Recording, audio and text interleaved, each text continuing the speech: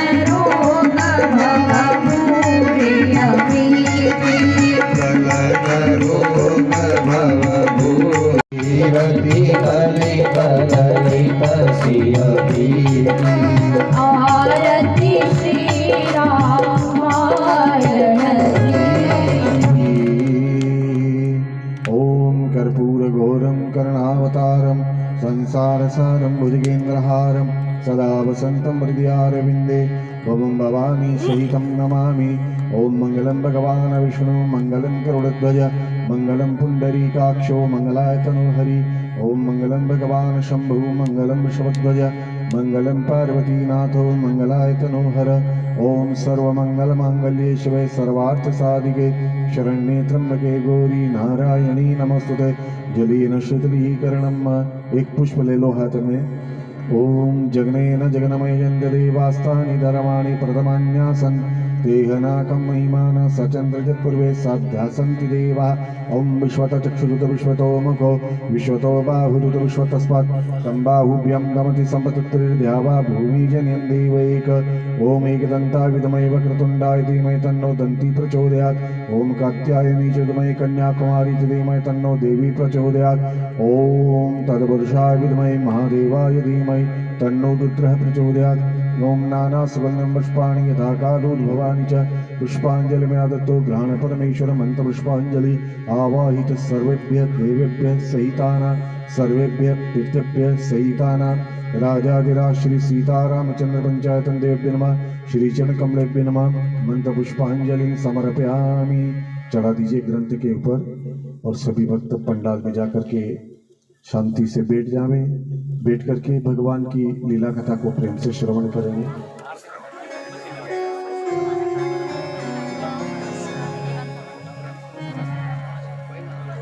हल्ला गुल्ला बिल्कुल ना हो, इस बात का ध्यान रहे. शांति से बैठे.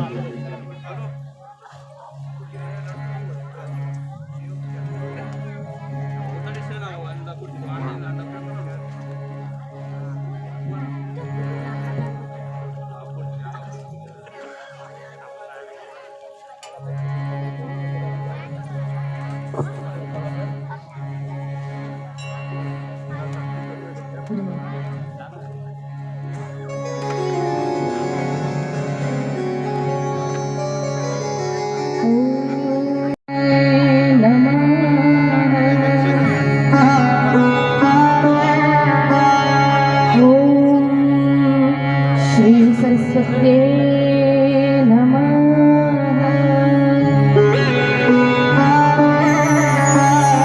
ॐ श्री गुरुभ्यो नमः।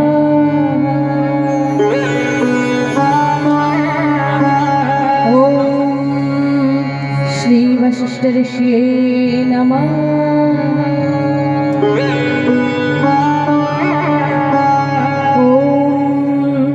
श्री गोस्वामी तुलसीदासाय नमः।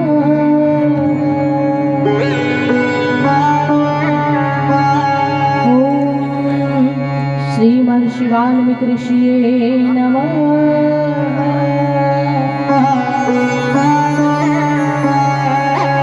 ओम वर्णानाम अर्थसंघानां रसानाम छन्दसामपि मंगलानाम च कर्तारो वंदे वाणी विनायको वंदे वाणी विनायको।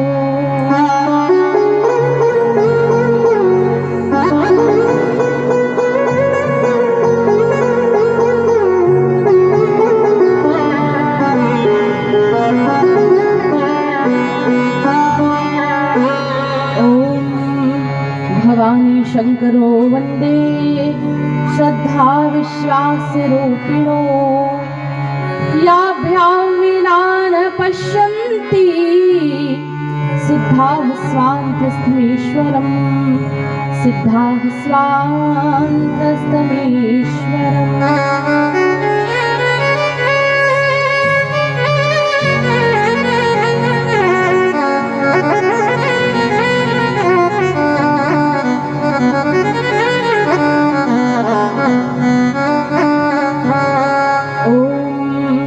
उद्भवस्थिति संहारकारिणीं क्लेशहारिणीं सर्वश्रेष्ठकरीं सीतां नतोऽहं रामवल्लभां नतोऽहं रामवल्लभाम्।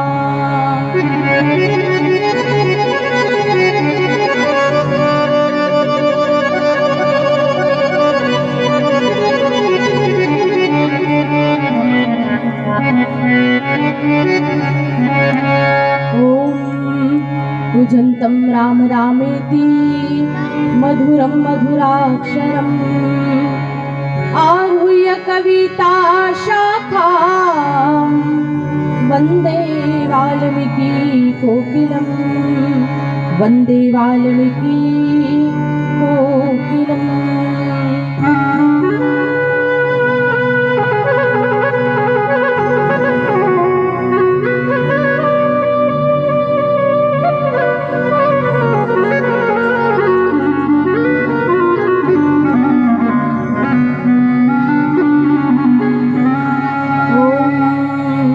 जगदुत्पत्ति करते च स्थिति सहारे हेतवे भवपाश विमुक्ताय श्री दत्तात्रेय नमोस्तुते श्री दत्तात्रेय नमोस्तुते।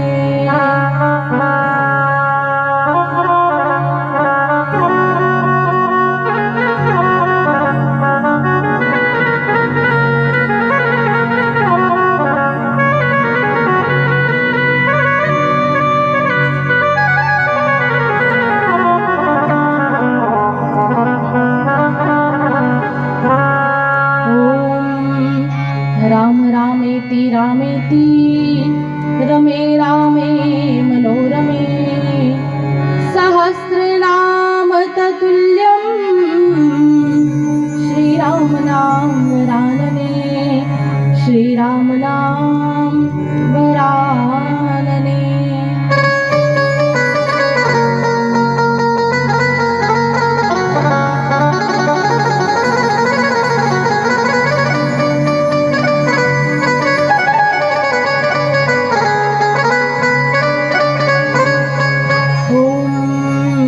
मनोजवं मारुततुल्यवेगं जितेन्द्रियं बुद्धिमतां वरिष्ठं वातात्मजं वानरयुथमुख्यं श्रीरामदूतं शरणं प्रपद्ये श्रीरामदूतं शरणं प्रपद्ये।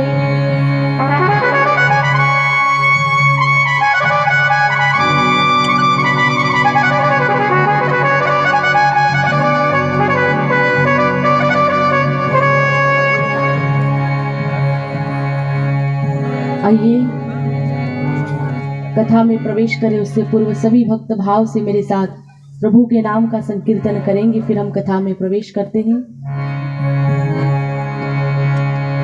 हरे राम राम राम सीता राम राम राम, हरे राम राम राम सीता राम राम राम, हरे राम राम राम सीता राम राम राम, हरे राम राम राम सीता राम राम राम, हरे राम राम राम सीता राम राम राम, हरे राम राम राम सीता राम राम राम, हरे राम राम राम सीता राम राम राम, हरे राम राम राम सीता राम राम राम, हरे राम राम राम सीता राम राम राम,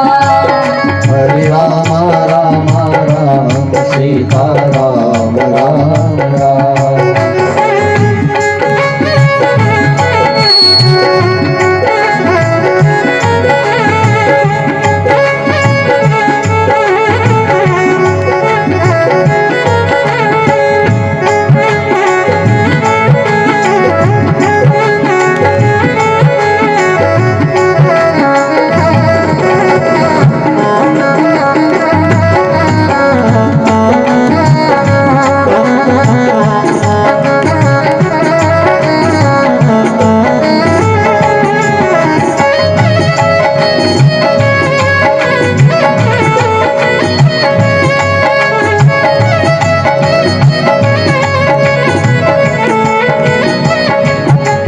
हरे राम राम राम सीता राम राम राम, हरे राम राम राम सीता राम राम राम, हरे राम राम राम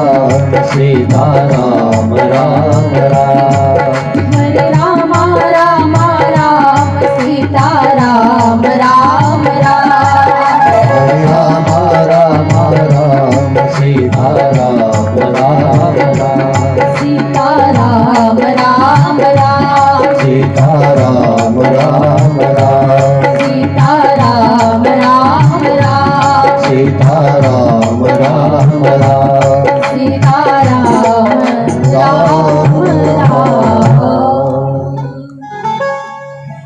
बोलिए श्री गजानंद गणपति नाथ भगवान की जय, श्री सरस्वती माता की जय, श्री गुरुदेव भगवान की जय, कृष्णचंद्र भगवान की राजाधिराज श्री रामचंद्र भगवान की जय, जनक नंदन श्री जानकी मैया की जय, श्री लखनलाल जी महाराज की जय, भरतलाल जी महाराज की जय, शत्रुघ्न जी महाराज की जय, पवन सुत हनुमान जी महाराज की जय, श्री बालाजी महाराज की वेद जननी श्री गायत्री माता की अम्बे जगदम्बिके माता की उमा महेश्वर भगवान की राधिका वल्लभ भगवान की रामायण जी महारानी की नर्मदा मैया की दत्तात्रेय भगवान की श्री सतगुरुदेव भगवान की जय जय श्री राम, जय जय श्री राम, जय जय श्री राम। शिव पार्वती पतये हर हर महादेव हर श्री नर्मदे हर।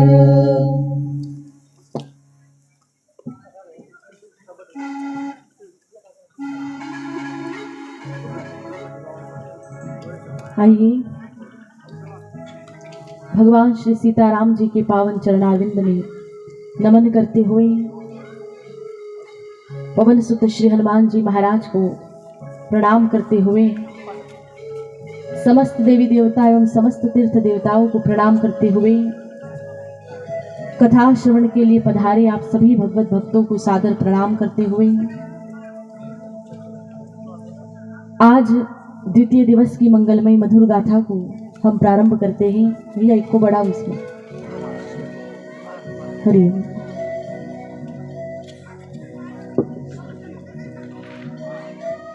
सभी श्रद्धा से प्रेम से भगवान की इस पावन लीला को, इस कथा को सुने और जब संकीर्तन किया जाए तो आप सभी भक्त ताली सेवा करते हुए साथ साथ भगवान के नाम का संकीर्तन भी करें, प्रेम से कथा सुने और मनन करके जीवन में भी जरूर उतारें। कल प्रथम दिवस की कथा में आप सभी ने कथा के महात्म्य को श्रवण किया। गोस्वामी तुलसीदास जी महाराज ने किस प्रकार से इस ग्रंथ की रचना की आपने कल वह सुना और गोस्वामी जी ने रामचरितमानस के अंदर सभी की वंदना की है, क्योंकि जिस व्यक्ति ने अपने नेत्र को गुरु के चरण रज से पवित्र किया हो, चरण की धूल से पवित्र किया हो, उस व्यक्ति में उसको किसी के अंदर कोई भेदभाव दिखाई दे ही नहीं सकता है, वो भेद कर ही नहीं सकता। और इसलिए आप रामचरितमानस जब पढ़ेंगे तो आपको पता चलेगा गोस्वामी जी ने सभी की वंदना की है। उन्होंने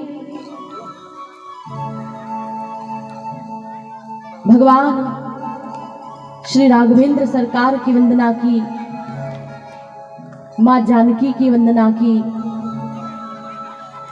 जनक सुता जग जननी जान की अतिशय प्रिय करुणा निधान की।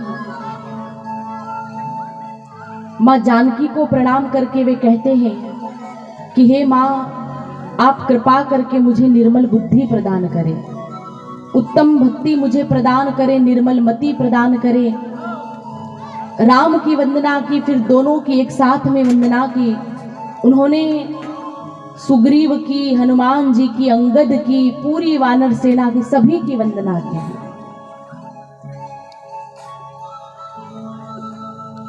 कुछ चौपाइयों में उन्होंने निर्गुण सगुण की भी वंदना की। उन्होंने ओंकार स्वरूप भगवान राम के नाम की बहुत वंदना की,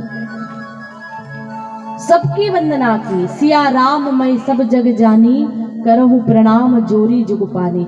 मैं पूरे संसार को राममय जान करके सबको प्रणाम करता हूं।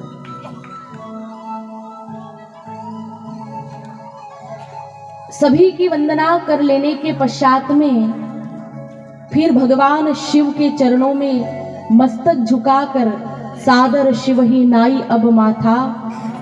भगवान शिव के चरणों में मस्तक झुकाकर वे कहते हैं वर्णौ विशद राम गुण गाथा। अब मैं राम के उत्तम चरित्र का वर्णन करता हूं। इस कथा की रचना की गोस्वामी जी ने संवत 1631 की रामनवमी का पवित्र दिन था। उस दिन वैसा ही योग था जैसा त्रेता युग में राम जी के जन्म के समय था। उन्होंने रामचरितमानस लिखना आरंभ किया। ग्रंथ की शुरुआत कब हुई यह कथा में बताया गया है, लेकिन इसका विश्राम कब हुआ यह नहीं बताया गया। सब अलग अलग अपना अपना मत बताते हैं। 1631 की रामनवमी का पावन दिन गोस्वामी जी ने लिखना आरंभ किया। कथा में वे बड़ा ही सुंदर प्रसंग लिखते हैं। तीर्थराज प्रयाग, जहां पर गंगा यमुना सरस्वती का संगम होता है,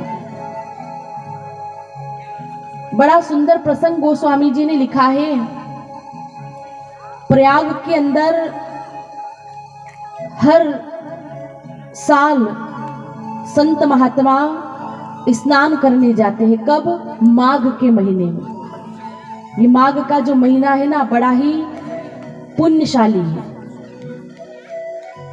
इसमें सवेरे व्यक्ति जल्दी उठ करके, सुबह जल्दी उठ करके स्नान करके नित्य भगवान सूर्य नारायण को अर्घदान दे, तो इसका बड़ा ही महत्व माना गया है। वैसे खाली माघ के ही महीने में नहीं, व्यक्ति का तो यह धर्म होता है कि वह प्रत्येक दिन सुबह जल्दी उठकर स्नान करके भगवान सूर्य नारायण को प्रणाम करके उनको जल अर्पित करे। क्यों? क्योंकि सूर्य नारायण भगवान हमारी बुद्धि के स्वामी हैं, और विशेष करके विद्यार्थियों को तो जरूर सुबह जल्दी उठ करके सूर्य देव को जल देना चाहिए। उनकी उपासना करने से बुद्धि जो है ना, वह तेज होती है। आप सुबह उठ करके जल अर्पित करके उनकी वंदना करके पढ़ाई करने बैठोगे, फिर देखिए आप कितनी उनकी कृपा आपको प्राप्त होती है। सूर्य भगवान बहुत परोपकारी है, बुद्धि के स्वामी है वे।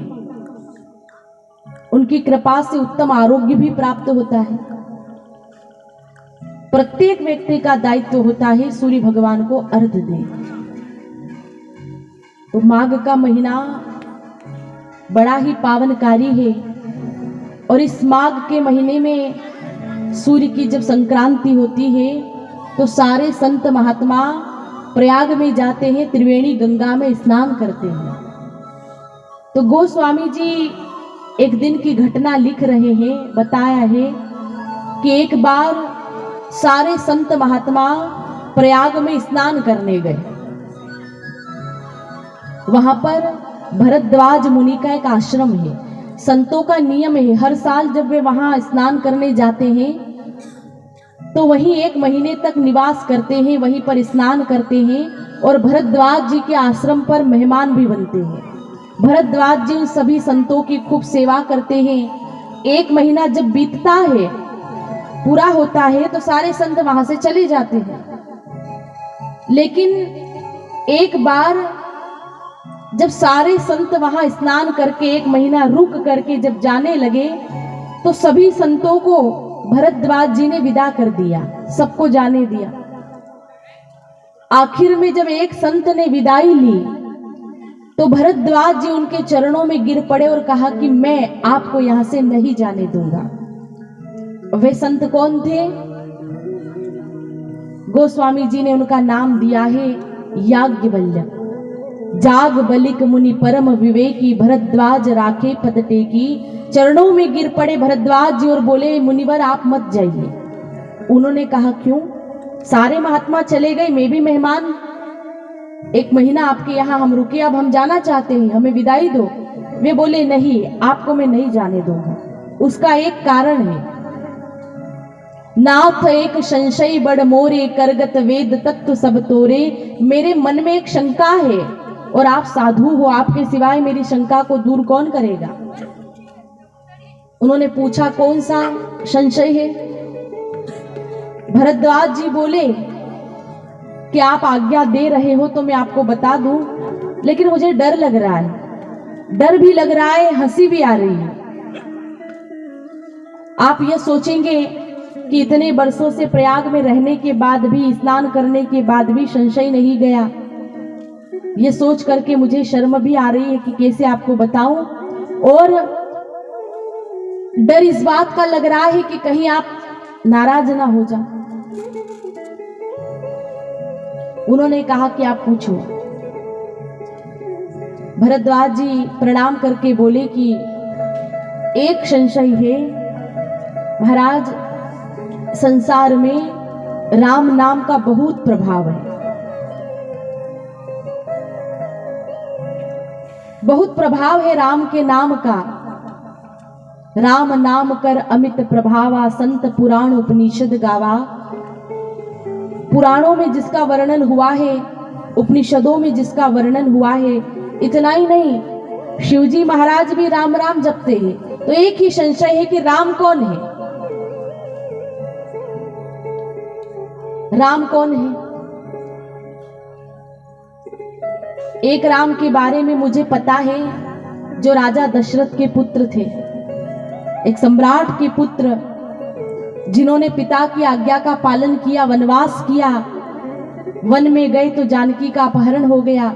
तो एक राम तो वह है जिनकी कथा में जानता हूं। तो क्या वही राम है, या शिवजी जिसका भजन करते हैं वे राम है? अथवा पुराणों में जिसका वर्णन हुआ है वे राम है, या फिर ये सब एक ही है अथवा अलग अलग है। उनके इस प्रकार के प्रश्न सुन करके याज्ञवल्क्य ऋषि हंसने लगे। वे कहने लगे कि आप राम जी को जानते हो, राम कथा की जानकारी आपको है, लेकिन फिर भी इस तरह से आपने सवाल किया जैसे आप कुछ जानते ही नहीं हो। मतलब आप राम कथा सुनना चाहते हो, इसलिए इस तरह से प्रश्न किया आपने। आपकी जिज्ञासा है राम कथा सुनने की, मैं आपको कथा सुनाऊंगा। सुंदर गद्दी पर याज्ञवल्क्य जी विराजमान हो गए। चरणों में श्रोता बनकर के हाथ जोड़कर भरद्वाज जी बैठे हैं कथा सुनने के लिए। कथा आरंभ हुई। राम की कथा को एक बड़ी सुंदर सी उपमा दी। राम कथा शशि किरण समाना, ये राम की कथा चंद्रमा की किरण के समान है। और संत चकोर करहि जेहि पाना, जैसे चकोर पक्षी को चंद्रमा कितने प्यारे लगते हैं, उसी प्रकार से जो संत रूपी चकोर है ना, इनको यह राम कथा बहुत प्यारी लगती, बहुत अच्छी लगती है। वे बोले कि मैं आपको राम कथा सुनाऊंगा, और जो सवाल आपने मुझसे किया है ना, यह कोई नई बात नहीं है, यह सवाल पहले भी पूछा जा चुका है। ऐसे ही संशय एक बार माता भवानी ने भी किया था, और महादेव ने भवानी को जो उत्तर दिया था वही उत्तर मैं आपको दे रहा हूं। यह त्रेता युग की घटना है। याज्ञवल्क्य जी बताते हैं, एक बार त्रेता युग माही शंभु गए कुंभज ऋषि पाही। एक बार त्रेता युग में भगवान शिव को राम कथा सुनने की इच्छा हुई, तो भवानी जी को साथ में लेकर के शिव जी अगस्त ऋषि के आश्रम पर गए कथा सुनने। देखो महाराज, कथा का कितना गौरव है, कथा की कितनी महिमा है। शिव जी जो ईश्वर है, उनको भी राम कथा सुनने की इच्छा हुई, तो कैलाश धाम छोड़ करके वे अगस्त जी के आश्रम पर कथा सुनने आए। और अकेले नहीं आए, संग सती जग जननी भवानी, पूजे ऋषि अखिलेश्वर जानी। अकेले नहीं आए हैं शिव जी, साथ में कौन आई है? माता पार्वती। दोनों पति पत्नी कथा सुनने के लिए साथ आए हैं। कथा सुनने जब भी जाओ अकेले मत जाओ, पत्नी है तो पत्नी को भी साथ ले जाओ। वैसे अकेला पति सुने या अकेली पत्नी सुने तो भी मना नहीं है, सुन सकते हैं, लेकिन पति पत्नी अगर दोनों साथ बैठ करके कथा सुनेंगे ना, तो आपके गृहस्थ जीवन में और ज्यादा लाभ होगा। इसलिए साथ जाना चाहिए। या शिवजी सती को लेकर के आए हैं। जब दोनों आए आश्रम पर, तो अगस्त जी प्रसन्न हो गए। वे सोचने लगे कि भगवान शिव अगर मेरे मुख से कथा सुनेंगे तो मेरा तो जीवन ही सफल हो जाएगा, मेरी वाणी सफल हो जाएगी। बहुत प्रसन्न हुए और शंकर जी की पूजा भी की उन्होंने। शिव जी विचारने लगे, धन्य है ऋषि, ये मुझे कथा सुनाएंगे, लेकिन इनकी सरलता देखो, मुझे प्रणाम कर रहे हैं, मेरी पूजा कर रहे हैं। फिर सती की भी पूजा की। पूजा करने के बाद शिवजी ने निवेदन किया, अब आप कथा सुनाइए। तो अगस्त ऋषि उनको कथा सुनाने लगे। राम कथा मुनि बरज बखानी, सुनी महेश परम सुख मानी। जब कथा सुनाई तो वह कथा अकेले शिवजी ने सुनी, सती जी ने ध्यान नहीं दिया। चौपाई में स्पष्ट हो रहा है, सुनी महेश परम सुख मानी। यहां सुनने में गोस्वामी जी ने सती जी का नाम हटा दिया। क्यों? क्योंकि जब अगस्त जी ने उनकी पूजा की थी ना, तो माता सती के मन में यह आ गया कि ये तो अभी से मेरी पूजा करने लगे, तो ये क्या कथा सुनाएंगे। वे उन संत की सरलता को समझ नहीं पाई और कथा में ध्यान भी नहीं दिया। अकेले शिव ने कथा सुनी। सती ने सोचा आई हूं तो बैठना पड़ेगा। महाराज, कथा में ऐसा भी होता है, कथा में आकर के बहुत सारे लोग बैठ तो जाते हैं, लेकिन बैठने वाले सब लोग कथा थोड़ी सुनते हैं। बहुत ज्यादा भीड़ इकट्ठी हो जाए तो यह मत समझना कि सारे श्रोता हैं, सब सुन ही रहे हैं। बहुत सारे लोगों का ध्यान नहीं होता कथा में, तो खाली बैठने से भी क्या मतलब। कई लोगों को तो कथा में आकर बैठते से ही नींद लग जाती है, सो जाते हैं।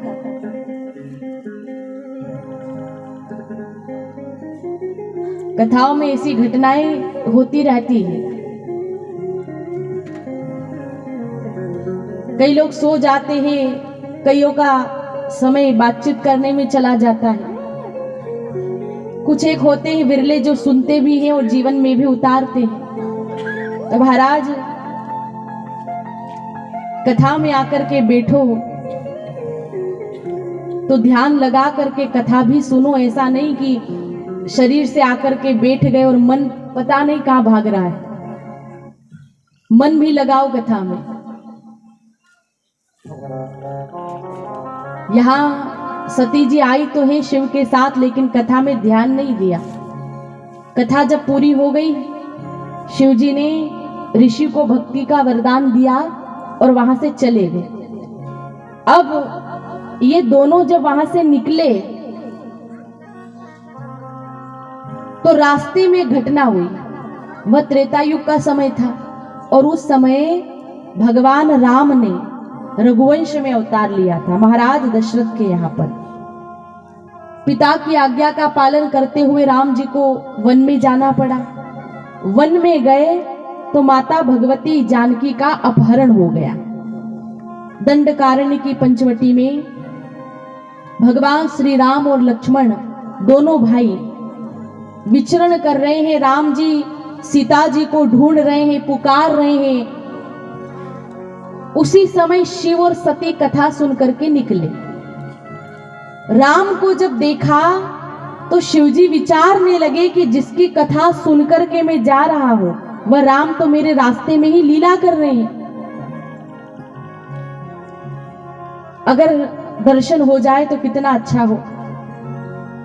भगवान शिव यह सोच ही रहे थे कि इतने में राम जी सामने से आ गए और जो ही राम को देखा तो राम पर दृष्टि पड़ते ही भगवान शिव के नेत्र पुलकित हो गए, आंखों से अश्रुधारा बहने लगी और मुख से शब्द निकल गए, हे सच्चिदानंद जग पावन प्रभु आपकी जय हो, आपकी जय हो। प्रणाम किया शिव ने राम को। तो सती विचारने लगी कि शंकर जी को क्या हो गया, ये इन दोनों लड़कों को प्रणाम क्यों कर रहे हैं। उन्होंने भी राम लखन को देखा लेकिन उनको कुछ समझ में नहीं आया। देखो ये दोनों एक ही ऋषि के आश्रम में गए थे कथा सुनने, एक ही ऋषि से कथा सुनकर के गए। दोनों को साथ में राम जी दिखाई दिए, लेकिन शिवजी ने राम को पहचान लिया और सती नहीं पहचान पाई, क्योंकि उन्होंने कथा सुनी ही नहीं थी ना। शिवजी समझ गए, सती जी नहीं समझ पाई कि ये भगवान है, ये ब्रह्म है। इतना ही नहीं, उनको तो शंका हो गई। शिव ने राम को प्रणाम क्यों किया। वे पूछने लगी, प्रभु आप इन दोनों को प्रणाम क्यों कर रहे हो, ये तो रुदन कर रहे हैं साधारण मानव की भांति, और आपने सच्चिदानंद जग पावन कहकर के इनको प्रणाम किया। शिव जी कहने लगे, देवी आप अवसर चूक गई, आप इनको पहचान नहीं पाई। सती कहने लगी, प्रभु मैं पहचान नहीं पाई, आप क्या कहना चाहते हो। शिव कहने लगे, देवी जिसकी कथा सुनने के लिए हम कुंभज ऋषि अगस्त जी के पास गए थे, जासु कथा कुंभज ऋषि गाई, भक्ति जासु में मुनि ही सुनाई। जिसकी कथा सुनने हम ऋषि के आश्रम पर गए, जिसकी कथा मुनि ने हमको सुनाई, जिसकी भक्ति का दान मैंने ऋषि को दिया, सोई मम इष्ट देव रघुबीरा, यही मेरे इष्ट देव राम है।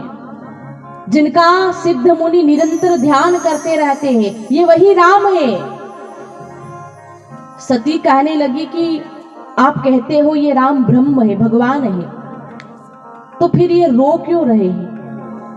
इनकी पत्नी का अपहरण हो गया तो ये क्यों रो रहे हैं। इनको तो सारी जानकारी होगी, इनको तो पता होगा कौन ले गया है उन्हें, फिर क्यों रो रहे हैं। शिव ने कहा, देवी वे लीला कर रहे हैं, केवल लीला हो रही है। पर सती जी मानने को तैयार ही नहीं। बहुत समझाया शिव ने, ये ब्रह्म है। सती कहने लगी, प्रभु अगर ये ब्रह्म है तो वृक्षों से क्यों पूछ रहे हैं, क्यों रो रहे हैं, विलाप क्यों कर रहे? कई बार समझाने के बाद भी जब सती जी को समझ में नहीं आया तो अंत में फिर शिव जी ने कह दिया, देवी अगर आपको अभी भी विश्वास नहीं हो रहा है तो जाओ, जाके तुम परीक्षा ले लो। राम जी कोई ज्यादा दूर गए नहीं है, आप जाकर के अपने ढंग से परीक्षा ले लो।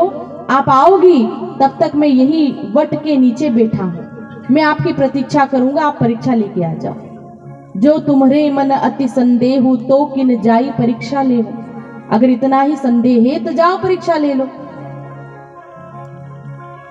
सती जी तैयार हो गई, शिव को प्रणाम करके राम की परीक्षा लेने गई। विचार कीजिए, वह त्रेता युग का समय था, कलयुग से अच्छा समय। उस समय शिव सती को समझा रहे हैं कि राम ब्रह्म है, लेकिन सती नहीं मान रही। फिर आज इस कलयुग में आप और हम लोगों को समझा समझा के परेशान हो जाते हैं, और लोग नहीं समझे तो हमें रोने की कोई आवश्यकता नहीं है। वह त्रेता युग का समय था, उस समय शिव समझा रहे हैं, फिर भी समझ में नहीं आ रहा। तो आज तो कलयुग है, वह तो अच्छा समय था, त्रेता युग का समय। शिव ने कहा जाओ आप परीक्षा लो। सती गई। अब शिव सोचने लगे कि मेरे समझाने के बाद भी अगर सती को समझ में नहीं आ रहा है तो अब इनका कल्याण नहीं होगा। लेकिन मुझे तर्क वितर्क करने से क्या लेना देना, होगा तो वही ना जो राम जी ने सोचा होगा। होई सोई जो राम रचि राखा, को करी तर्क बढ़ावे शाखा। राम ने जो सोचा होगा वह होकर के ही रहेगा, मुझे बेकार में तर्क वितर्क नहीं करना चाहिए। और वास्तविकता यही है। कई बार हम भी बहुत सारे निर्णय लेकर के बैठ जाते हैं, यह करेंगे वह करेंगे, यह करना है, लेकिन होता तो वही है ना जो राम जी ने पहले से ही निश्चित कर रखा होता है। हम बहुत सारे सपने देख लेते हैं, बहुत सारे विचार हमारे होते हैं, बहुत कुछ करना भी चाहते हैं, प्रयत्न भी करते हैं, लेकिन होता वही है जो राम जी की इच्छा हो।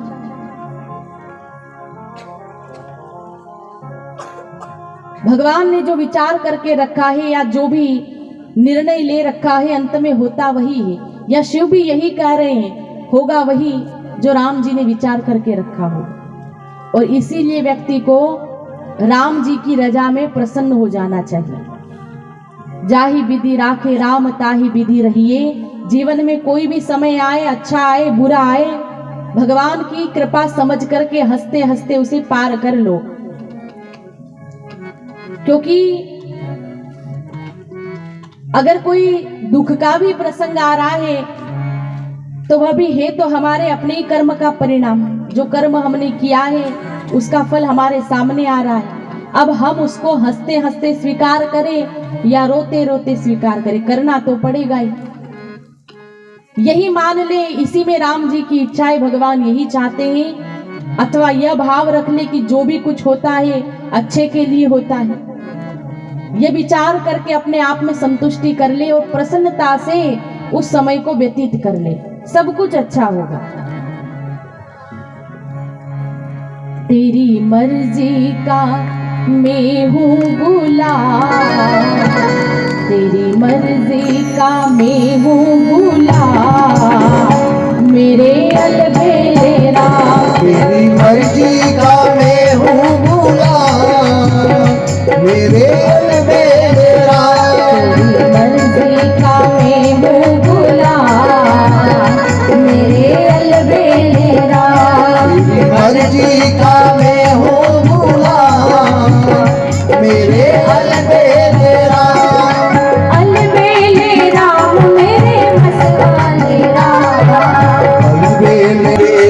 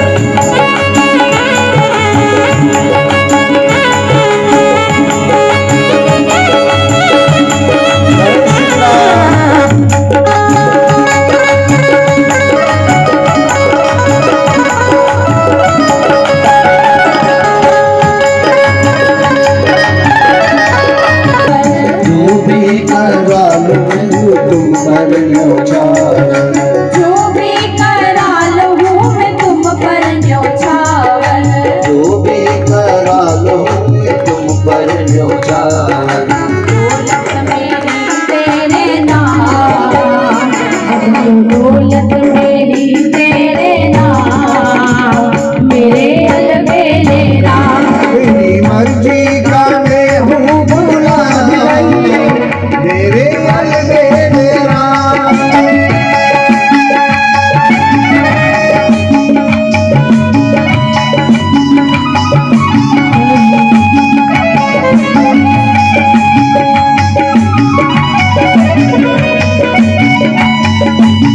जय श्री राम।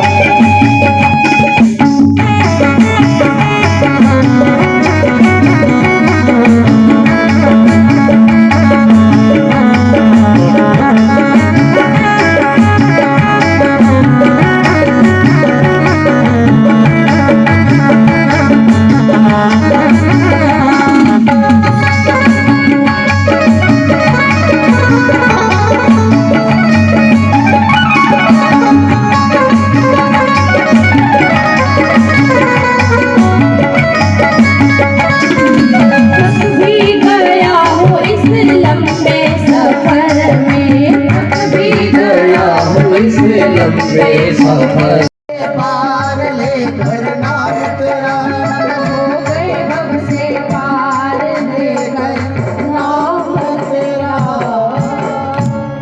बोलिए सियावर रामचंद्र भगवान की जय।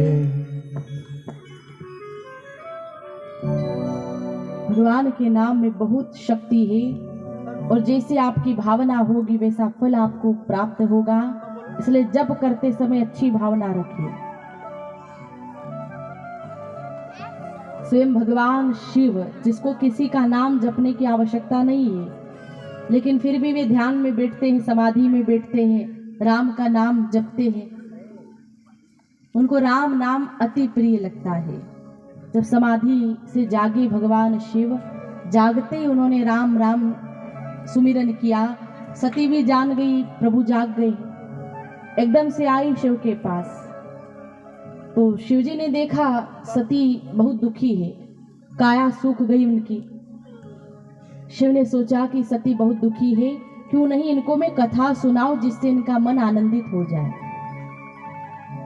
सामने आसन दिया, सती माता बैठ गई। शिवजी उनको कथा सुनाने लगे। जब सती को वे कथा सुना रहे थे, उस समय स्वर्ग के अंदर एक घटना घटी।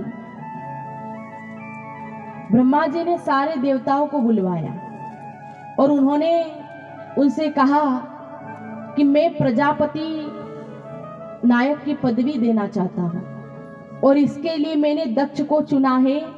यह पदवी हम दक्ष को दे रहे हैं। तो सबने मिलकर के दक्ष को बहुत सम्मान दिया, उनको प्रजापति बनाया। इतना ज्यादा जब सम्मान मिला तो दक्ष महाराज को अभिमान आ गया। ये दक्ष कौन है? शंकर जी के ससुर। सती दक्ष की ही पुत्री थी और शिव के साथ उनका ब्याह हुआ था।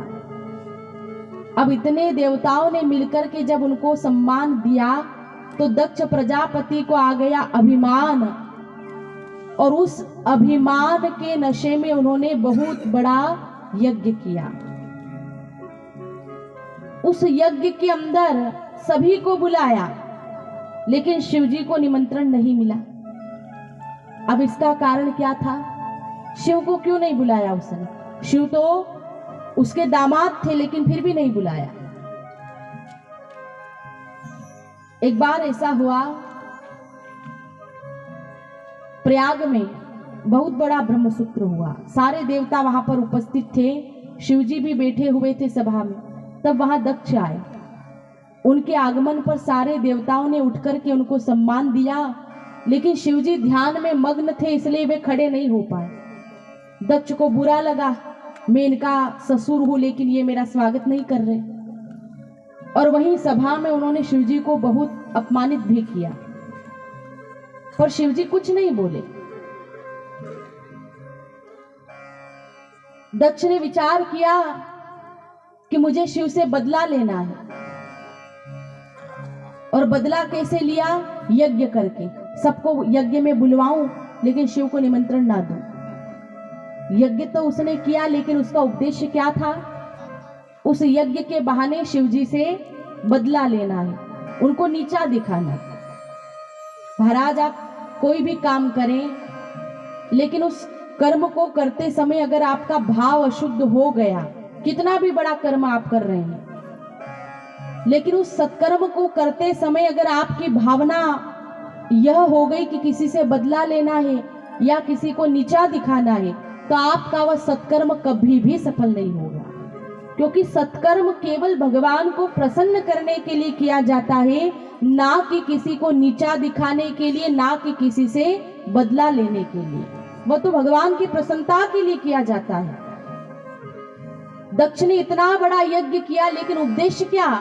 शिव जी से बदला लेना है, उनको नीचा दिखाना, और इसीलिए उसके उस सत्कार्य में बहुत बड़ा विघ्न भी आया।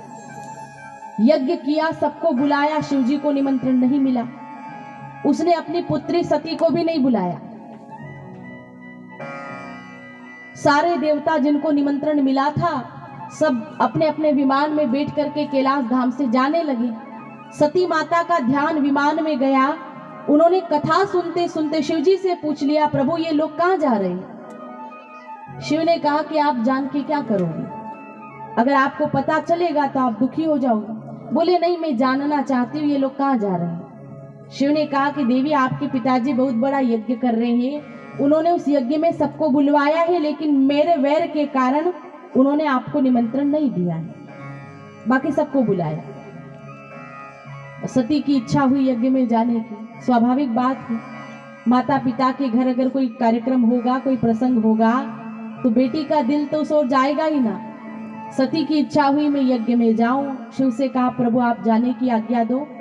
पिता भवन उत्सव परम जो प्रभु आयसु होई, तो मैं जाऊं कृपा यतन सादर देखन सोई। अगर आपकी आज्ञा हो तो मैं वहां जाऊं।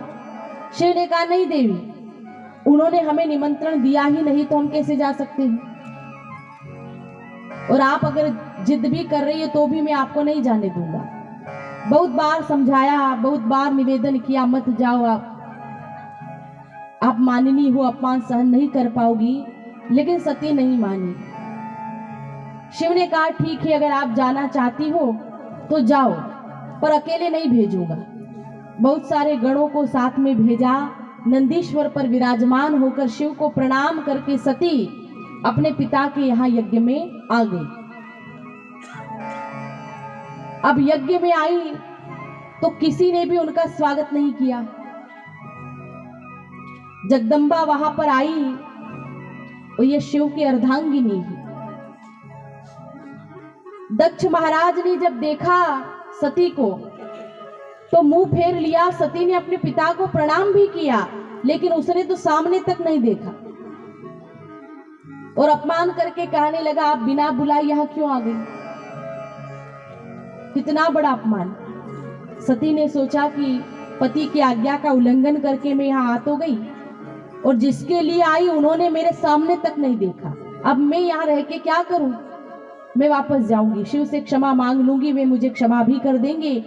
ये विचार करते हुए यज्ञ मंडप में भ्रमण करने लगी। यज्ञ में भ्रमण करके देखा तो वहां उनको कहीं पर भी शिवजी का भाग दिखाई ही नहीं दिया। सारे देवताओं का सम्मान हुआ, सबको यज्ञ में स्थान था, लेकिन शिवजी के लिए कोई स्थान नहीं। ईशान्य दिशा बिल्कुल खाली, आसन भी नहीं दिया उनको। और शिवजी का इतना बड़ा अपमान देखकर कि जगदम्बा को क्रोध आ गया। अपना अपमान तो उन्होंने सहन कर लिया था, दक्ष ने उनका अपमान किया वह उन्होंने सह लिया, लेकिन सती से अपने पति का अपमान सहन नहीं हुआ। वह एक पतिव्रता है। शंकर का जब इतना बड़ा अपमान वहां देखा तो क्रोध में आ गई माता सती और क्रोध पूर्वक कहने लगी कि हे सभासदों, हे मुनियों, जिसने यहाँ भगवान शिव का अपमान किया है उसका फल उनको तुरंत प्राप्त होगा, और मेरे पिता भी महान पश्चाताप को प्राप्त होंगे, क्योंकि उन्होंने भगवान शिव का इतना बड़ा अपमान किया है। शिवजी के बिना यज्ञ कैसे हो सकता है? कितना भी बड़ा यज्ञ हो, वैदिक नियम के अनुसार शिव की पूजा किए बगैर यज्ञ पूरा हो ही नहीं सकता। ऋषि मुनियों का कर्तव्य था उनको समझाना था, विरोध करना था। क्योंकि जहाँ हरिहर की निंदा होती है, हरिहर का अपमान होता है, वहां पर व्यक्ति को कभी खड़े नहीं होना चाहिए। हरिहर निंदा सुनहि जे काना, होई पाप गोघात समाना। जो हरिहर की निंदा सुनता है उसे गौ हत्या करने का पाप लगता है।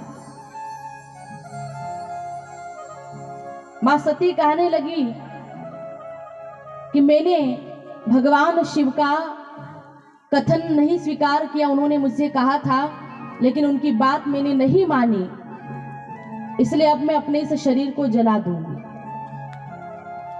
और वैसे भी शिव ने उनका मन ही मन त्याग कर ही दिया था। यहाँ आई, पिता ने भी सम्मान नहीं किया, तो उन्होंने विचार किया कि अब मैं इस देह को रखना नहीं चाहती हूँ। आंख बंद करके उत्तर दिशा की तरफ मुंह किया। अग्नि तत्व की भावना की अंदर से क्रोधा अग्नि बाहर आई। धीरे धीरे उनका शरीर जो था वह जलने लगा। शरीर जलाते समय उन्होंने भगवान से एक ही प्रार्थना की थी कि हे प्रभु, आप जन्म जन्म तक मुझे शिव के चरणों की दासी ही बनाना। भगवान शिव का ध्यान करते हुए उन्होंने देह भस्मीभूत कर दी, जला दी अपनी देह को। और जो ही माता सती ने शरीर जलाया, वहां यज्ञ में हाहाकार मच गया। सती के जल जाने के बाद भगवान शिव को भी इतना क्रोध आया कि वीरभद्र को प्रकट करके उन्होंने वहां पर भेज दिया। और वीरभद्र ने बड़ा संहार किया। वहां पर यज्ञ की भूमि को उन्होंने शमशान की भूमि बना दिया। दक्ष को पकड़कर उसको दंड दिया गया। जिसने भी अपमान किया था ना, उन सबको दंड मिला। और आखिर में फिर शिवजी का क्रोध शांत करने के लिए सारे देवता गए मनाने। सबने विनती की, तब जाकर उनका क्रोध उतरा। वापस आए यज्ञ के अंदर, उनको मनाकर जब लाए और उस यज्ञ को पूरा करने के लिए दक्ष को एक नया जीवन दिया, क्योंकि वीरभद्र ने उनका शीश काट दिया था, तो उनके धड़ के ऊपर बकरे का सिर जोड़ा गया। नया जीवन दिया उनको। और फिर दक्ष महाराज ने क्षमा प्रार्थना की, शिव की स्तुति की, तब जाकर के वह यज्ञ सफल हुआ। उन्होंने भेदभाव किया था ना, वे विष्णु जी के भक्त थे। भेद यह किया, विष्णु की पूजा करूंगा, शिव की नहीं करूंगा। और इसलिए उनके इतने बड़े सत्कार्य में बाधा आई। अनन्य भक्ति करने का मतलब यह नहीं होता है कि आप एक देवता का भजन करो और बाकी के देवताओं का अपमान करो।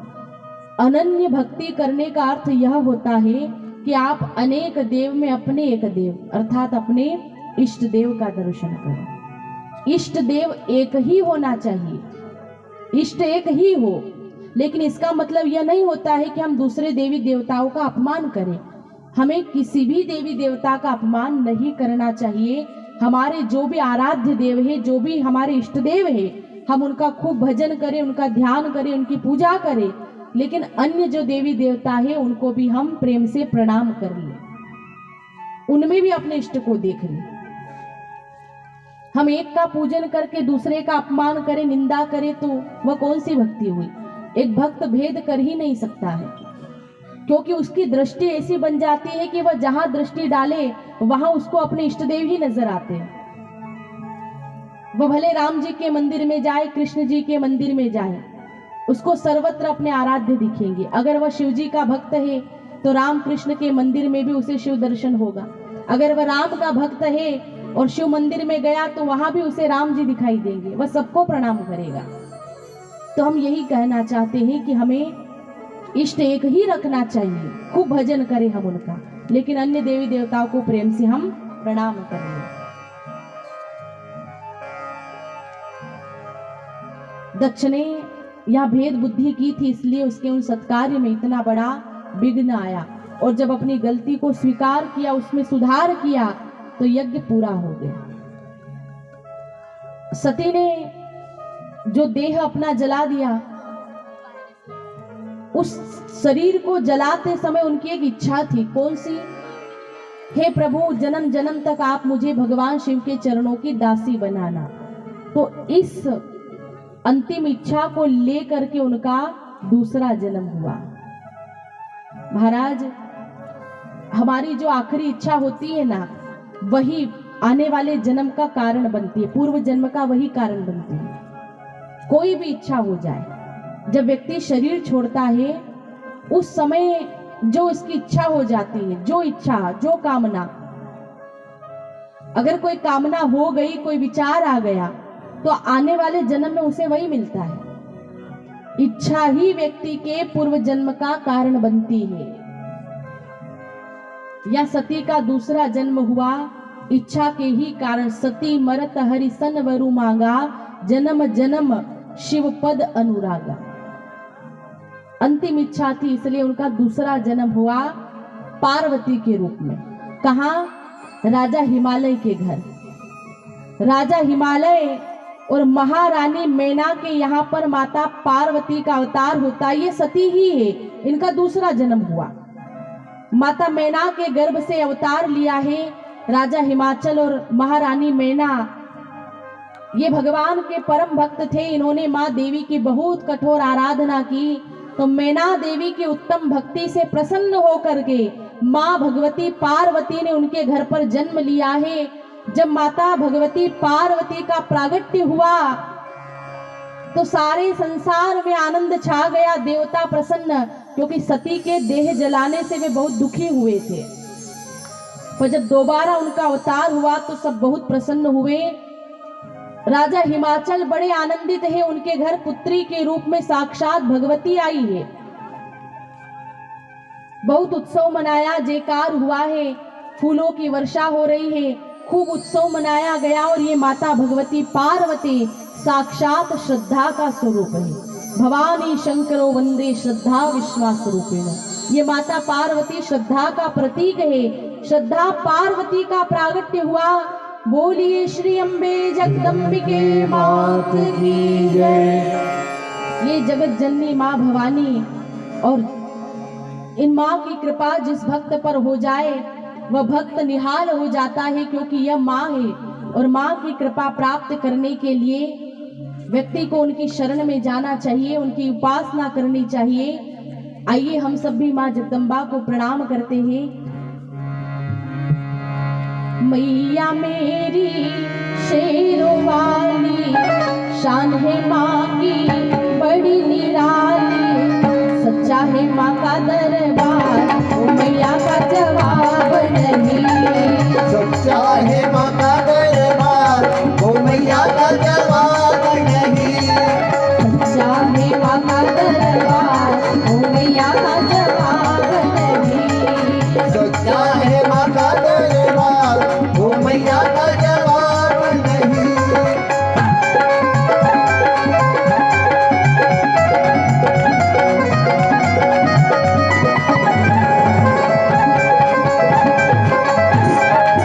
जय श्री राम।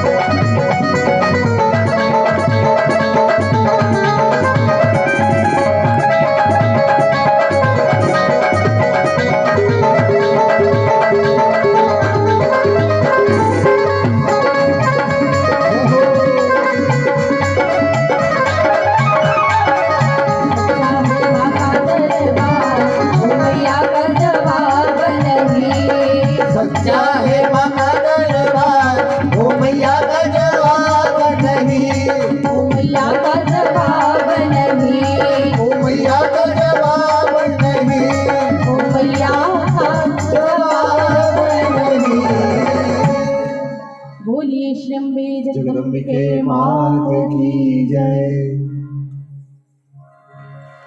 माँ जगदम्बा ने पार्वती के रूप में अवतार लिया है। धीरे धीरे पार्वती जी बड़ी होने लगी। एक दिन नारद जी आए। नारद जी जब पधारे, हिमाचल राजा ने उनका बहुत स्वागत किया, आदर सत्कार करके प्रणाम करके बिठाया। फिर अपनी पुत्री पार्वती को बुलवाया, उन्होंने भी आकर के प्रणाम किया। हिमाचल राजा नारद जी से कहते, मुनिवर आप त्रिकालदर्शी हो, आप सब कुछ जानते हो, आप कृपा करके मेरी पुत्री पार्वती का भविष्य बताओ। नारद जी हंसते हुए कहने लगे, महाराज आपकी जो यह कन्या है सर्वगुण संपन्न है, स्वभाव से सुशील है, सयानी है, बहुत समझदार है। आपकी इस कन्या के उमा, अंबिका, भवानी जैसे नाम होंगे। ये अपने पति को सदैव प्रिय होंगी। इनका सौभाग्य अखंडित रहेगा। इनका तो नाम ले लेकर के संसार की स्त्रियां पतिव्रत धर्म का पालन करेंगी। आपके इस कन्या का जो भाग्य है ना, बहुत अच्छा है, सब कुछ अच्छा है, केवल हाथ की एक दो रेखाएं जरा ठीक नहीं है। और सब यही कहते थे, हर एक ज्योतिष पहले तो सब अच्छा अच्छा कह देते, बाद में धीरे से कह देते कि जरा ये अच्छा नहीं, एक दो रेखाएं ठीक नहीं है। राजा हिमाचल ने पूछा कि उसका क्या प्रभाव होगा। नारद जी ने कहा कि महाराज इनके हाथों की रेखाओं में ऐसा लिखा है, इनको जो पति मिलेगा ना, अगुण अमान मातु पितु हीना, उदासीन संशय सब छीना। जो इनका पति होगा उदासीन होगा, अगुण अमान वाला, जिसके कोई माता पिता नहीं, कोई रिश्तेदार नहीं होगा जिसका, ऐसा पति आपकी कन्या को मिलेगा। शमशान में रहने वाला होगा, भिक्षा मांग करके पेट भरता होगा, भस्म रमाता होगा। अब जो ही ये बात सुनी तो माता पिता की आंख में आंसू आ गए। वे सोचने लगे कि इतने सुंदर कन्या को ऐसा पति मिलेगा। आंसू तो पार्वती की आंख में भी आए, लेकिन फर्क था, माता पिता के आंसू दुख के हैं, लेकिन पार्वती की आंख में जो आंसू वे हर्ष के। वे समझ गई जिसका वर्णन हो रहा है वे शिवजी ही है। अजन्मा तो वही है, एक वे ही है जिसके कोई माता पिता नहीं। वे प्रसन्न हो गई। राजा हिमाचल कहने लगे, महाराज आप कहो तो मैं तपस्या करूं, यज्ञ करूं, लेकिन जो वर्णन आपने किया है ना, ऐसा पति नहीं मिलना चाहिए। नारद जी कहने लगे, महाराज ये तो हस्तरेखा है, और ब्रह्मा जी ने जो लेखा लिख दी है ना, जो छाप लगा दी है, उसे कोई नहीं मिटा सकता। लेकिन हाँ, मैं एक उपाय बताता हूं, अगर आपकी कन्या ने उसे कर लिया तो सब कुछ अच्छा हो जाएगा। मैंने अभी अभी जो वर्णन किया है, मेरे हिसाब से वह सब कुछ भगवान शिव में है, और आपकी बेटी को अगर शिव मिल जाए तो फिर क्या चाहिए, कितना मान बढ़ जाएगा आपका। महाराज शिव समर्थ है, और समर्थ कहू नहीं दोष गोसाई, रवि पावक सुरसरी की नाई। शिव जी समर्थ है, समर्थ को कभी दोष नहीं लगता। वैसे समर्थ का अर्थ क्या है? किसी को यह लगे कि अमुक व्यक्ति बहुत पैसे वाला है, धनवान है, वह समर्थ, उसको दोष नहीं लगता, तो ऐसा नहीं है। समर्थ कहू नहीं दोष गोसाई, समर्थ वह जिसमें कोई दोष ही ना हो, जिसमें कोई कलंक ना हो, निष्कलंक व्यक्ति है। और शिवजी समर्थ है, निष्कलंक है, कोई दोष नहीं उनमें। जिस प्रकार से माता गंगा समर्थ है, भगवान सूर्य नारायण समर्थ है, अग्नि समर्थ है, शुभ अरु अशुभ सलिल सब बहई, पर सुर सरी को अपुनित न कहई। अच्छा बुरा सारा जल गंगा जी में मिल जाता है, लेकिन गंगा जी कभी अपवित्र नहीं होती, वह सदैव पतित पावनी है। नारद जी कह रहे हैं कि शिव समर्थ है, उनको दोष नहीं लगता, और अगर वे मिल जाए तो क्या चाहिए। इसलिए आप अपनी पुत्री से कहो कि शिव को पाने के लिए वे तप करें। अगर वे तपस्या करेंगी ना तो सब कुछ अच्छा हो जाएगा।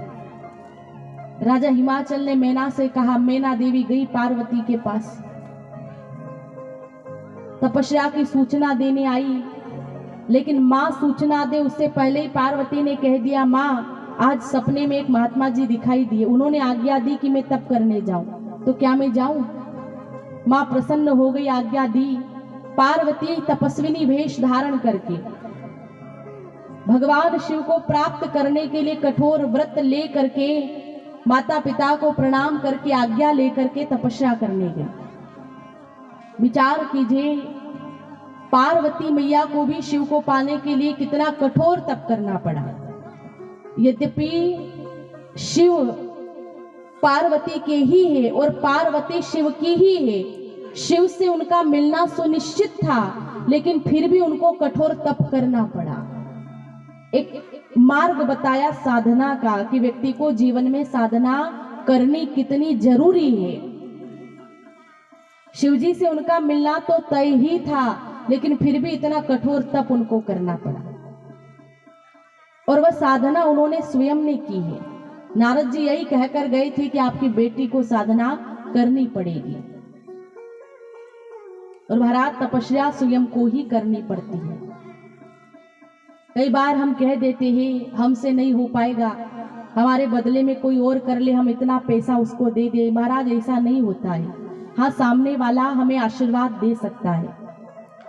जब कोई व्यक्ति मान लो बीमार पड़ जाए ना, तो सब लोग उसके लिए प्रार्थना करते हैं, और प्रार्थना में सच में बहुत ताकत होती है, शक्ति होती है।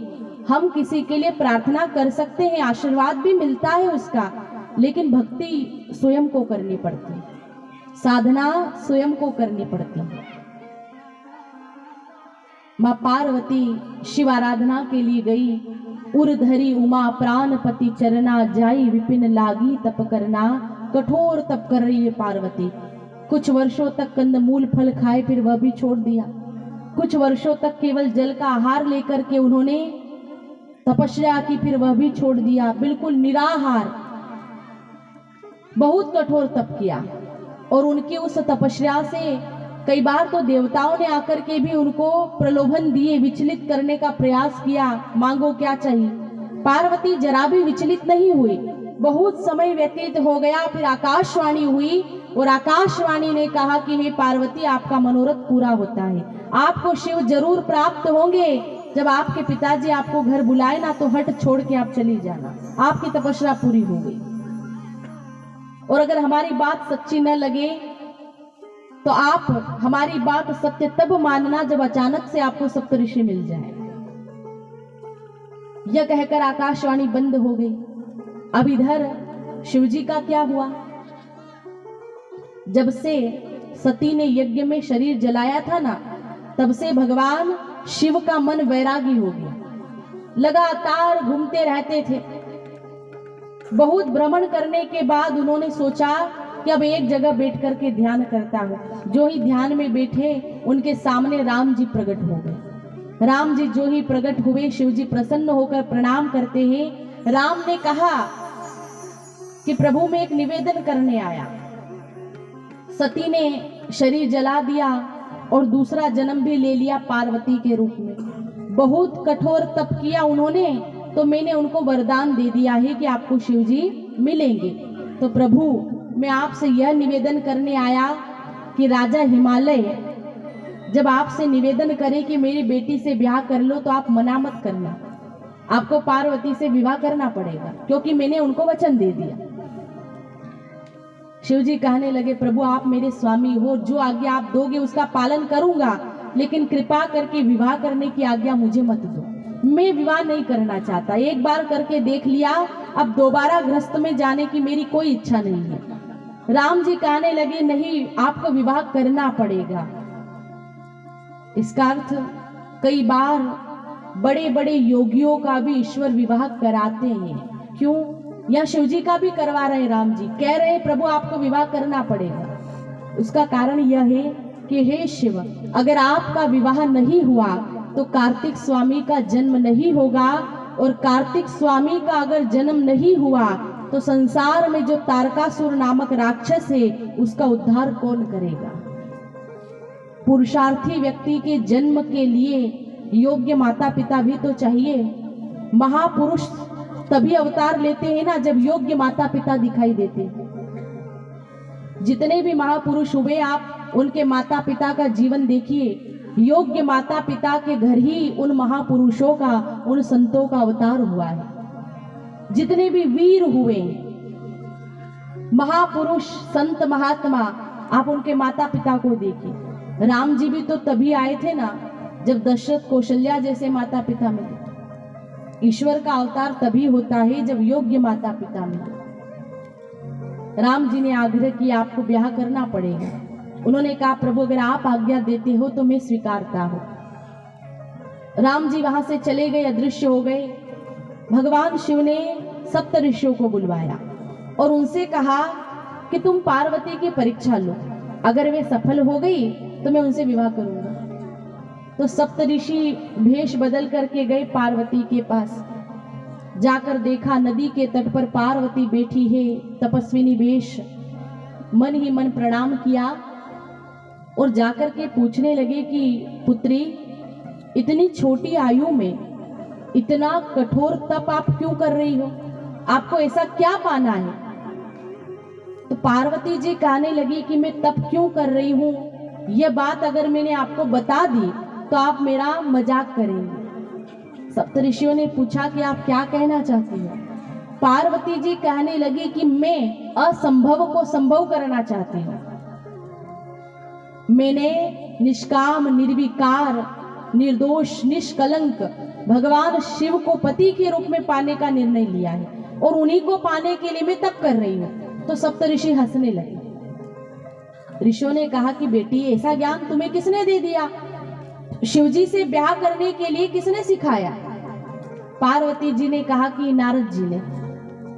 ऋषि हंसते हुए कहने लगे कि पार्वती, नारद जी का कहना नहीं मानने में ही तुम्हारी भलाई है, क्योंकि नारद जी ने जिसको भी ज्ञान दिया है ना उनको भिखारी बना दिया। नारद जी अकेले हैं, इसलिए वे पूरी दुनिया को ही अकेला कर देना चाहते हैं। उनकी बात नहीं मानने में ही भलाई है, हमारी बात मानो, नारद जी के वचन छोड़ दो। तो पार्वती जी कहने लगी आप कह रहे हो कि मैं नारद जी के वचन छोड़ दूं? महाराज, नारद जी मेरे गुरु हैं और जिस व्यक्ति को गुरु के वचन पर विश्वास नहीं, उस व्यक्ति को सपने में भी सुख की प्राप्ति नहीं होती।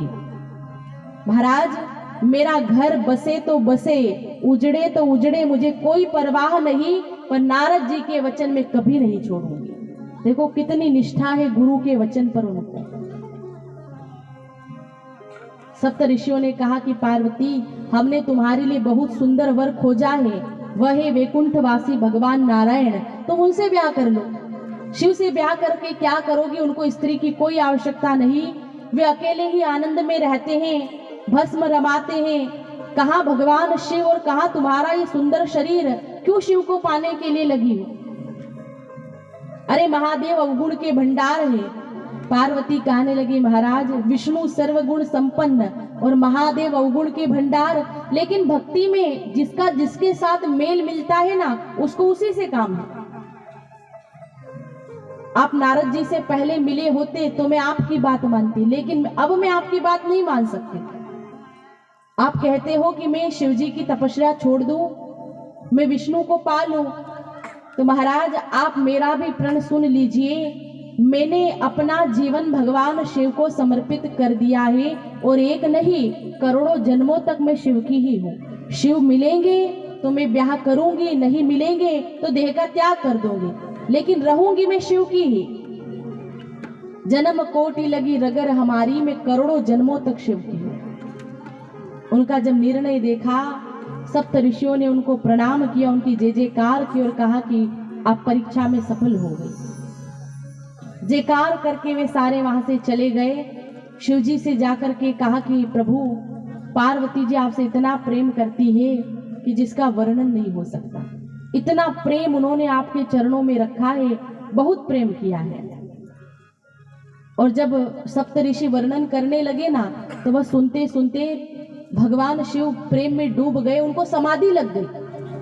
और जो ही शिव को समाधि लगी तभी तारकासुर नामक राक्षस ने देवताओं को परेशान करना शुरू किया। अब देवता घबराने लगे कि क्या होगा। ब्रह्मा जी ने कहा कि अगर तुमने शिवजी की समाधि भंग करा दी तो मैं शिवजी को मना करके उनका ब्याह करा दूंगा, और शिवजी का ब्याह होने के बाद उनसे जो पुत्र होगा ना कार्तिकेय, उसी के हाथों से यह राक्षस मारा जाएगा। तो आप इतना काम कर दो, आगे का काम मैं करवा दूंगा। देवताओं ने सोचा कि शिवजी की समाधि भंग कैसे करें। उन्होंने कामदेव को तैयार किया। कामदेव देवताओं की बात मान करके शिवजी की समाधि तोड़ने गया। उनका कार्य करने के लिए जब कामदेव आया, और जो ही आकर के कामदेव ने प्रयास करना प्रारंभ किया, बहुत सारी अप्सराओं को लेकर के आया। अप्सराएं नृत्य करती हैं, बसंत ऋतु का निर्माण हुआ, भंवरे गुंजन करने लगे। काम जब कोपायमान हुआ तो शिवजी का तो कुछ भी नहीं बिगड़ा, कामदेव उनकी समाधि भंग नहीं कर पाया, लेकिन संसार की दशा बदल गई। जो ही कामदेव के पैर पड़े, संसार में काम ही काम व्याप्त हो गया। जितने लोग जो हमेशा भगवान का ही दर्शन करते थे, जिनको सर्वत्र ब्रह्म ही दिखते थे, उनको भी सर्वत्र स्त्रियां ही स्त्रियां दिखाई देने लगी। जितने पुरुष थे उनको संसार में स्त्रियां दिखाई देने लगी, जितनी स्त्रियां थी उनको संसार में सब पुरुष दिखाई देने लगे। इतना काम ने अपना प्रभाव जमाया, लेकिन शिवजी का कुछ भी नहीं बिगड़ा। कामदेव परेशान हो गए। अप्सराओं से कहा नृत्य बंद कर दो, इनकी समाधि ऐसे नहीं टूटेगी।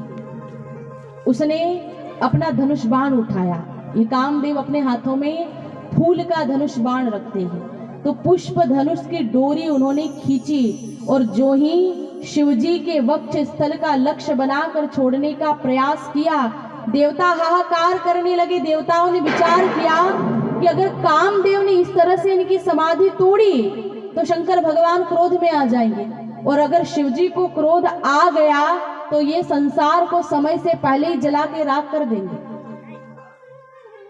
सब भयभीत होने लगे। कामदेव ने शिवजी के वक्ष स्थल पर अपना बाण छोड़ दिया, और जो ही बाण लगा शिव की छाती पर, शिवजी का सौम्य रूप समाधि में लीन था। बाण लगने से वह डोलने लगा। धीरे धीरे आंख खोली, चारों तरफ नेत्र घुमा करके देखा, कौन है जिसने मेरी समाधि तोड़ी। सामने उनको आम के वृक्ष पर डाली पर बैठे हुए छिपे हुए कामदेव दिखाई दिए। वे समझ गए कि कामदेव ने ही मेरी समाधि तोड़ी। भगवान शंकर को क्रोध व्याप्त हो गया। सौरभ पल्लव मदनु बिलोका भयउ कोप कंपेउ त्रिलोका। इतना भयंकर क्रोध आया, त्रिलोकी भयभीत हो गई। भगवान शिव ने रौद्र रूप धारण किया और अपना तीसरा नेत्र खोल करके कामदेव की ओर देखा। जैसे ही नजर डाली, कामदेव वहीं पर जल करके भस्म हो गए। महाराज जब कामदेव जले ना, तो संसार में जितने योगी थे नाचने लगे। चलो अच्छा हुआ कामदेव जल गया, अब हमारी समाधि में कोई बाधा नहीं आई। लेकिन भोगी लोग रोने लगे, काम जल गया, अब जीवन में कोई आनंद नहीं रहा। कामदेव की पत्नी रति विधवा हो गई। वह रोती रोती शिव के पास आई और कहने लगी कि हे प्रभु, आपने मेरे पति को जला दिया, अब मैं क्या करूं। और रति का रोना धोना देखा तो शिव को दया आ गई। कहा कि रति, तुम्हारा पति अब तक शरीर से सबको तंग करता था, लेकिन अब वह बिना शरीर के भी तंग करेगा। अब वह बिना शरीर के परेशान करेगा। शरीर सहित कब मिलेगा वह भी बताया। भगवान शिव ने आशीर्वाद दिया कि हे रति, जब जदुवंश कृष्ण अवतारा होई हरन महामही भारा। जब द्वापर युग में भगवान कृष्ण का अवतार होगा ना, तो कृष्ण के पुत्र प्रद्युम्न तुम्हें वापस पति के रूप में प्राप्त हो जाएंगे, क्योंकि प्रद्युम्न कामदेव के ही अवतार होंगे। इस प्रकार से रति को उन्होंने आशीर्वाद देकर के विदा किया। अब जैसे ही रति वहां से गई, कामदेव जल गया। सारे देवता लाइन में आकर के खड़े हो गए, सब प्रार्थना करने लगे। तो शिव ने कहा कि किस काम से आए हो वह काम बताओ, प्रार्थना क्यों शुरू कर दी। सारे देवता कहने लगे, प्रभु हम चाहते हैं कि आप विवाह करो। ब्रह्मा जी ने देवताओं की ओर से कहा, ये देवता है काफी समय से मेरे पीछे पड़े हैं, इसलिए मैं आपके पास में निवेदन करने आया हूँ, प्रभु आप विवाह कर लो। शंकर भगवान ने कहा कि राम जी की भी यही इच्छा है, उन्होंने भी निवेदन किया तो मैंने हाँ तो कर ही दी। और जो ही भगवान शिव के मुख से ये वचन सुने, सारे देवता नाचने लगे। चलो भगवान शिव ने विवाह के लिए हाँ कर दिया, अब हमारा काम हो गया। फिर ब्रह्मा जी सप्त ऋषियों को भेजते हैं। सप्त ऋषि हिमाचल प्रदेश जाकर के पार्वती जी के विवाह का निमंत्रण पत्र लेकर आए। वेद विधि से महाराज हिमाचल ने लग्न पत्रिका तैयार करवा करके उनको प्रदान की। वे उसे लेकर के आए, ब्रह्मा जी को दी और ब्रह्मा जी ने पूरा समाचार पढ़ करके सारे देवताओं को सुनाया। सारे देवता प्रसन्न होकर के शिव जी की बारात में जाने की तैयारी करने लगे। निर्णय हो गया शिव जी को पार्वती से विवाह करना है। उधर पार्वती जी को भी राजा हिमाचल मान सम्मान से घर ले आए थे, उनकी तपस्या पूरी हो गई। विवाह की तैयारियां शुरू हुई।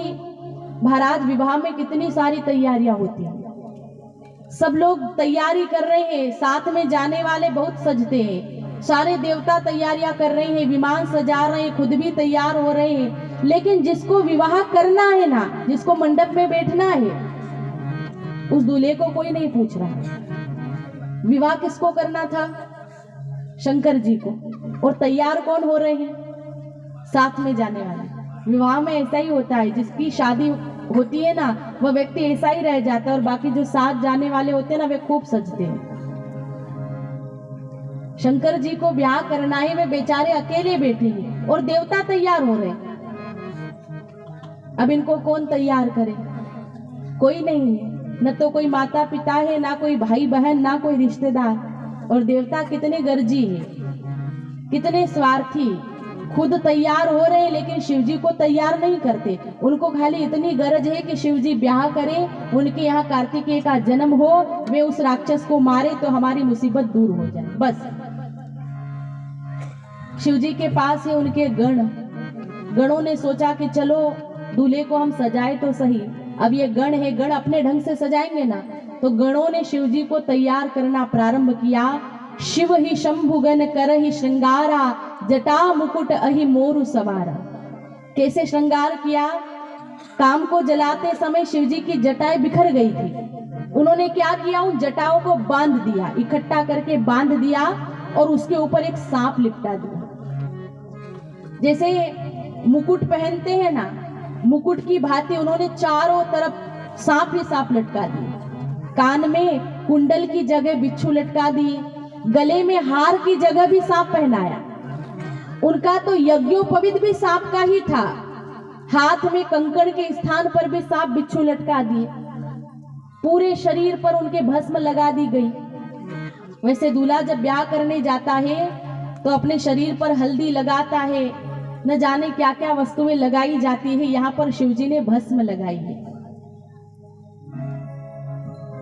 माथे पर चंद्रमा है, जटा से गंगा भी बह रही है। बैठने के लिए नंदी तैयार कर दिया गया, हाथ में त्रिशूल डमरू दे दिया गया। संसार के सभी दूल्हे राजा से ये अलग ही है।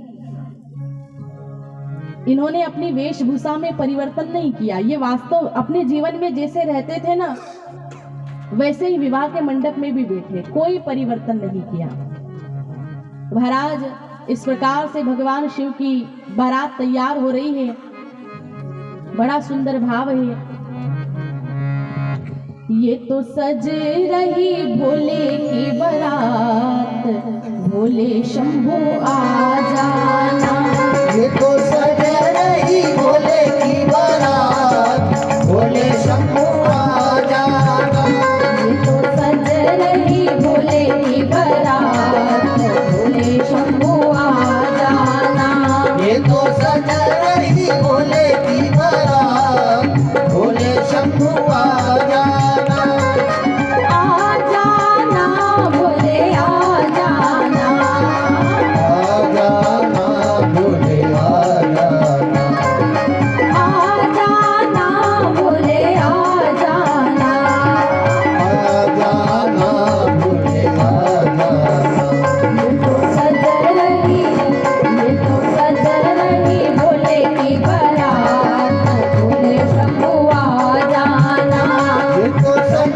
रही भोले की बारात, भोले शंभू आ जाना।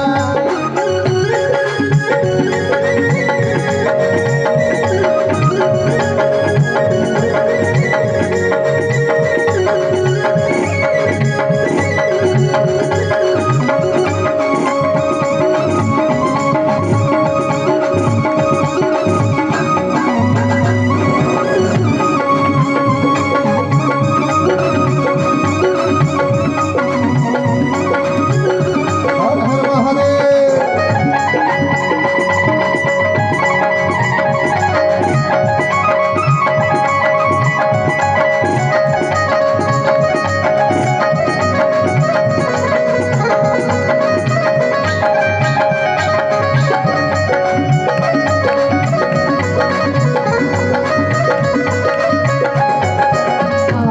विराजो भोले पर्वत ऊपर, आप विराजो भोले पर्वत ऊपर, आप विराजो भोले पर्वत ऊपर। आप विराजो भोले पर्वत ऊपर। मेरी मैया जी को, मेरी मैया जी को शेर पे सवार, भोले शंभू आ जाना। ये तो सजा रही भोले की बारात, भोले शंभू आ जाना।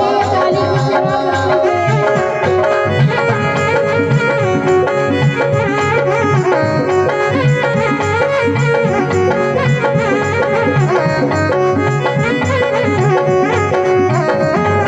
महादेव।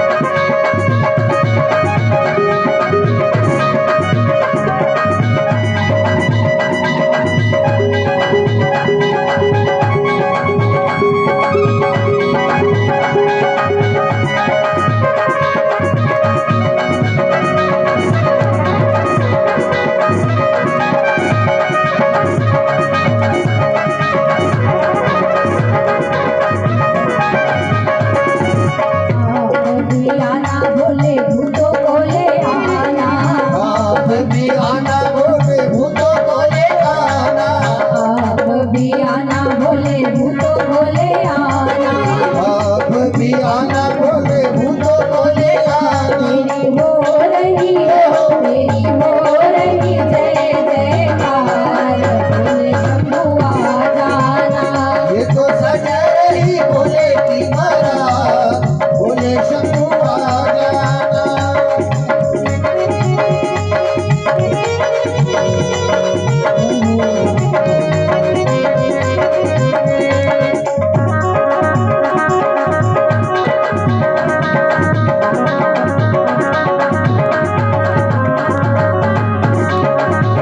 हर हर महादेव।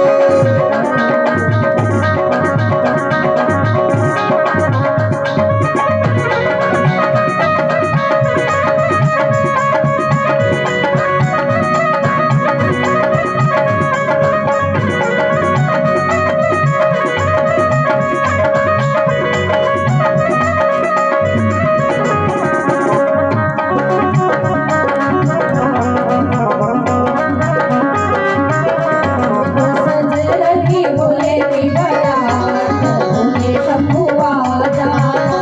ये तो सजा रही भोले की बारात, भोले शंभू आ जाना। भोले शंभू आ जाना, भोले शंभू आ जाना।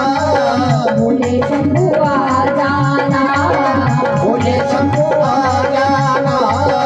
भोले शंभू आ जाना। बोलिए श्री उमामेश्वर भगवान की जय। महाराज इस प्रकार से भगवान महादेव की बारात तैयार हो रही है। नंदीश्वर पर विराजमान हो गई शिव, त्रिशूल हाथ में ले लिया, डमरू ले लिया। अब देवता सोचने लगे कि हम लोगों ने पीताम्बर पहन रखा है, शिवजी दिगंबर, इनके साथ कैसे जाएं। ये लोग चालाकी करके अलग चलने लगे। तो भगवान शिव ने विचार किया कि इन लोगों को खाली इतना ही स्वार्थ है कि मैं विवाह करूं, मैं साथ चलता हूं, यह भी अच्छा नहीं लग रहा है। हमारी संख्या कम है ना, इसलिए परेशान कर रहे। तो शिव जी ने अपने एक गण से कहा कि एक काम करो, दुनिया में जितने भी शमशान है और उसमें जितने भी भूत प्रेत रहते हो, उन सबको मानसिक मंत्र शक्ति से आमंत्रण दो कि हमारे स्वामी का विवाह होने जा रहा है, जल्दी से जल्दी आ जाओ। फिर क्या था महाराज, जैसे उन्होंने निमंत्रण दिया तो जितने भी भूत प्रेत थे उन सारे भूत प्रेतों का वहां पर आना शुरू हुआ। हजारों लाखों की संख्या में भूत प्रेत इकट्ठे हो गए। कोई डमरू बजा रहा है, कोई नगाड़े बजा रहा है, किसी की एक आंख है तो किसी की हजारों आंख है। बड़े विचित्र रूप, कितनों के मानव रूपी मुख है, कितनों के जीव जंतु रूपी मुख। कोई खून पीता पीता आया है, कोई गंगा जल पीता पीता। हर हर महादेव का जय घोष हो रहा है। एक भयंकर वातावरण उत्पन्न हो गया। अब देवताओं की जो स्त्रियां थी मुख पर घूंघट रख करके हंसने लगी। वे कहने लगी कि जस दूल्हू तसी बनी बराता, जैसा दूल्हा है वैसी बारात हो गई। अब इनको अगर शिवजी से कोई काम भी होता ना तो भूत प्रेत बीच में आ जाते, पहले हमसे मिलो। देवता घबराने लगे कि कहां हमने ये मुसीबत पैदा कर दी। भूत प्रेतों के साथ भगवान शिवजी जा रहे हैं ब्याह करने के लिए। इधर महाराज हिमालय ने भी पार्वती के कन्यादान के लिए सुंदर मंडप तैयार किया था। सबके रहने की बड़ी उत्तम व्यवस्था थी। अब हुआ यह, इन लोगों ने शिवजी को पीछे छोड़ दिया, बाकी सारे देवता आगे आगे चलने लगे।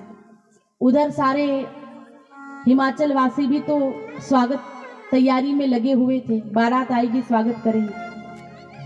देवताओं का आना प्रारंभ हुआ। हिमाचल वासी हाथ में सोने की थालियां ले लेकर के खड़े हैं बारातियों के स्वागत के लिए। इंद्रदेव आए, उनका स्वागत हुआ। बहुतों को लगा कि यही दूल्हे राजा है। उनको बताया गया कि यह तो उनके साथ में आए एक सेवक है, दूल्हे आने तो अभी बाकी ही, उनकी तो बारात पीछे आ रही। लाइन लग गई देवताओं की। इंद्र, कुबेर, सबका स्वागत हुआ। ब्रह्मा जी का, भगवान विष्णु का। विष्णु को देखने के बाद लोगों को लगा यही दूल्हे राजा है। फिर उनको बताया गया कि नहीं, यह दूल्हे राजा नहीं है, ये तो साथ में आए हैं।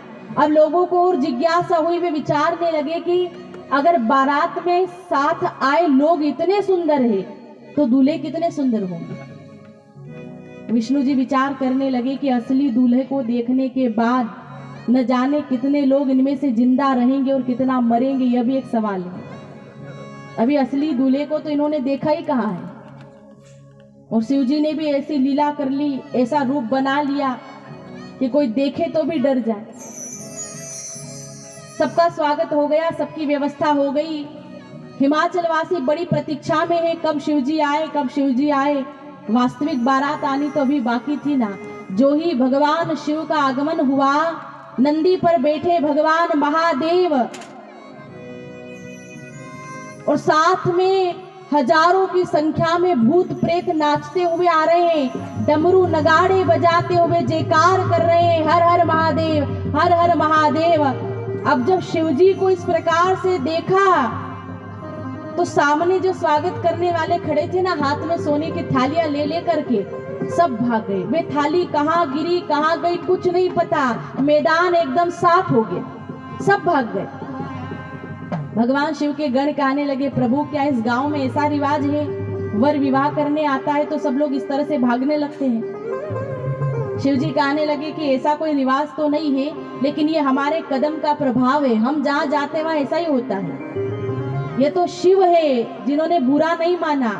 अगर जीव होता तो दिमाग खराब हो जाता, मूड ही खराब हो जाता, चला जाता। शिव जी आगे गए, इनको जरा भी क्रोध नहीं आया। महारानी मैना आरती की थाली लेकर के आरती उतारने आई और जब शिव की आरती उतारने लगी तो अचानक से थाली छूट गई। शिव जी का वह रूप देख करके मैना देवी घबराई, चक्कर आने लगे। सखिया उनको लेकर के महल में गई। वह रोते रोते कहने लगी, नारद जी का मैंने क्या बिगाड़ा, मेरा अच्छा भला घर उजाड़ दिया। अरे ऐसे बावले पति के लिए तप करने को कहा था। मेरी इतनी सुंदर कन्या और कहां शिव, मैं उनसे ब्याह नहीं करवाऊंगी। जो भी हो, मैं पार्वती को लेकर के पर्वत से नीचे कूद जाऊंगी। मैं अग्नि में कूद जाऊंगी, आत्महत्या कर लूंगी, लेकिन पार्वती से उसका ब्याह नहीं होने दूंगी। तब नारद जी वहां पर आए और मैना देवी से कहा कि मैना देवी, आपको दुख हो रहा है, लेकिन आप जानती नहीं हो कि सती ये पार्वती कौन है। हे देवी, आपकी जो ये बेटी है ना पार्वती, ये साक्षात जगदम्बा है। पिछले जन्म में ये दक्ष की पुत्री सती थी और शिवजी से ही इनका ब्याह हुआ था, लेकिन इन्होंने राम जी पर संदेह किया, राम की परीक्षा करने के लिए सीता का रूप ले लिया, तो प्रभु शिव ने इनका त्याग कर दिया था। यह वही भगवती जगदम्बा आपके घर बेटी के रूप में अवतरित हुई और शिव साक्षात पर ब्रह्म परमात्मा है। जब नारद जी ने समझाया तब जाकर के मैना देवी का क्रोध शांत हुआ, उनको समझ में आया कि ये कौन है। सबके मन में शिव पार्वती के प्रति आदर जागा, सम्मान जागा। मैना देवी तैयार हो गई, भगवान शिव को मंडप में लाया गया। ये इस दुनिया के प्रथम वर राजा है,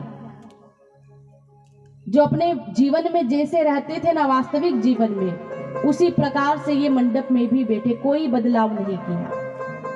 आदर से स्थान लिया। माता पार्वती आकर के विराजमान हुई, वेद मंत्रों का उच्चारण होने लगा। राजा हिमाचल मैना देवी आकर के बैठे, पुत्री का हाथ भगवान शिव के हाथ में समर्पित किया। भगवान शिव ने उनको स्वीकार किया, पानी ग्रहण हुआ। सारे देवताओं ने आकाश से फूलों की वर्षा की, जयकार करने लगे, बोलिए श्री उमा महेश्वर भगवान की जय।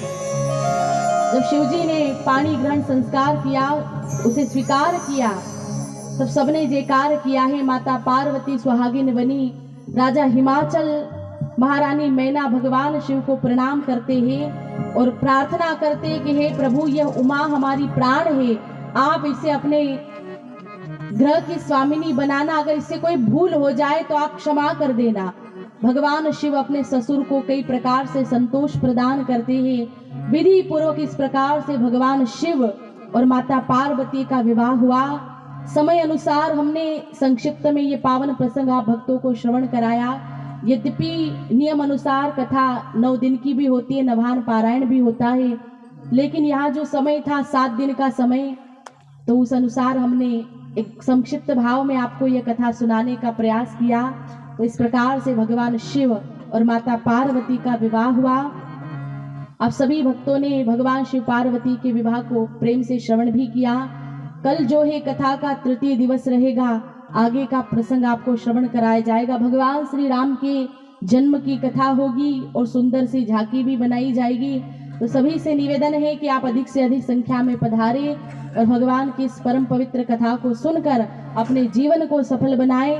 आइए एक बार सभी भक्त भाव से मेरे साथ प्रभु के नाम का जयकार करेंगे, उसके बाद आरती उतारी जाएगी। बोलिए श्री उमा महेश्वर भगवान की जय, श्री सीतारामचंद्र भगवान की जय, श्री मारुति नंदन भगवान की जय, बालाजी महाराज की जय, श्री दत्तात्रेय भगवान की जय, सद्गुरुदेव भगवान की जय। जय जय श्री राम, जय जय श्री राम, जय जय श्री। श्री राधे, ओम साईराम. आलेल्या सगळ्या माता भगिनी सगळ्यांना एक विनंती आहे, उद्याची सूचना सांगतो. उद्या या ठिकाणी प्रभू रामचंद्र भगवानचा जन्मोत्सव या ठिकाणी खूप धडाक्यामध्ये मनवला जाणार आहे. म्हणून पहिली विनंती, आपण जास्तीत जास्त संख्येने या ठिकाणी उपस्थित राहायचं आहे. आणि आज जसे तुम्ही सगळेजण 9 वाजता आलेत, दीदींनी काल तुम्हाला सगळ्यांना परत सांगितलं होतं की आपल्याला 8 वाजता यायचं आहे, तरी सगळेजण 9 वाजता आलेत. असंच उद्या पण 9 वाजता न येता आपण सगळ्यांनी, कारण की असं म्हणतो ना आपण की साधू संत येती घरात होची दिवाळी दसरा. साधू संत आल्यानंतर त्यांच्या वाणीमध्ये एवढी ताकद आहे की त्यांचं म्हणणं आपण ऐकून घ्यायला पाहिजे. आपण 2 तास कथा ऐकू शकतो, मग एक शब्द नाही ऐकू शकत का की त्यांनी सांगितलं आपल्याला 8 वाजता यायचं आहे. तेवढी सगळ्यांना मायबापांना विनंती आहे की आपण सगळ्यांनी उद्या या ठिकाणी 8 वाजेला येऊन जास्तीत जास्त संख्येने येऊन या ठिकाणी हजर राहायचं आहे. दुसरी गोष्ट, या ठिकाणी अखंड या सप्त्यासाठी ज्या ज्या देणगीदारांनी देणगी दिलेली आहे त्यांची नावं मी वाचून दाखवतो. आणि ज्यांना कोणाला देणगी द्यायची असेल तर उद्या लवकर येऊन या ठिकाणी कथा मंडपामध्ये येऊन आपण देऊ शकतात. कारण की हा जो कार्यक्रम आहे हा आम्ही सगळे आमचा नाही आहे, हा कार्यक्रम आपल्या गावाचा आहे, आपल्या सगळ्यांचा आहे आणि सगळेजण मिळून जे काम करतात ते मोठं होत असतं. एकटा माणसाकडे भरपूर पैसा असतो पण तो हे काम करू शकत नाही आणि सगळे मिळून काम होत असतं. म्हणून आपण या ठिकाणी तन आणि मनाने रोज बसतो, तर उद्यापासून जरा धनाने पण आपण थोडासा हातभार या ठिकाणी लावूया. या ठिकाणी या प्रभू श्रीरामचंद्र कथेच्या सोहळ्यासाठी माननीय डॉक्टर साहेब किरण बी गुजराती यांच्याकडनं 11,000 रुपयाची देणगी भेटली आहे. सगळ्यांनी जोरदार टाळ्यांनी त्यांचं या ठिकाणी अभिनंदन करायचं आहे. माननीय हरिभक्त चंद्रकांतजी महाराज अर्थेकर यांनी 1100 रुपये दिले आहेत. माननीय आबासो राहुलजी रंदे यांनी 5,151 रुपयाची देणगी दिलेली आहे. श्री अशोक बारीकराव पाटील अशोक बापू यांच्याकडनं 501 रुपये. नानासो दत्तात्रय धनगर पाटील दत्तू नाना यांच्याकडनं 1101 रुपये. नानासो सुरेश दगा चौधरी अर्थे खुद्रुक यांच्याकडनं 1011 रुपये. कैलासवासी पितांबर रावण लोणकर यांच्या स्मरणार्थ श्री भगवान पितांबर लोणकर म्हणजे भगवान दादा यांच्याकडून 1100 रुपये. श्री चतुर आत्माराम चव्हाण आपले आवडते चतुर महाराज यांच्याकडनं 521 रुपये आणि भगवान देवाजी दोरीक यांच्याकडनं 101 रुपये. मंडळ दात्यांचा आभारी आहे. असंच आपण उद्या लवकर येऊन या सत्कर्मास सहभागी होऊया. जय श्री कृष्ण, जय श्री राधे. सगळ्यांनी आपापल्या जागेवरती उभं राहायचं आहे. आरतीचे यजमान व्यासपीठावरती येतील. कदली गर्भ संभूतं वे पश्ये वरदो भवः हे राजा राम तोरी आरती गाऊं. हे राजा राम तोरी आरती गाऊं. हे राजा राम तोरी आरती गाऊं. हे राजा राम तोरी आरती गाऊं. आरती गाऊं प्यारे आप तोरी जाऊं. आरती गाऊं प्यारे आप तोरी जाऊं. आरती गाऊं प्यारे आप तोरी जाऊं. आरती गाऊं प्यारे आप तोरी जाऊं.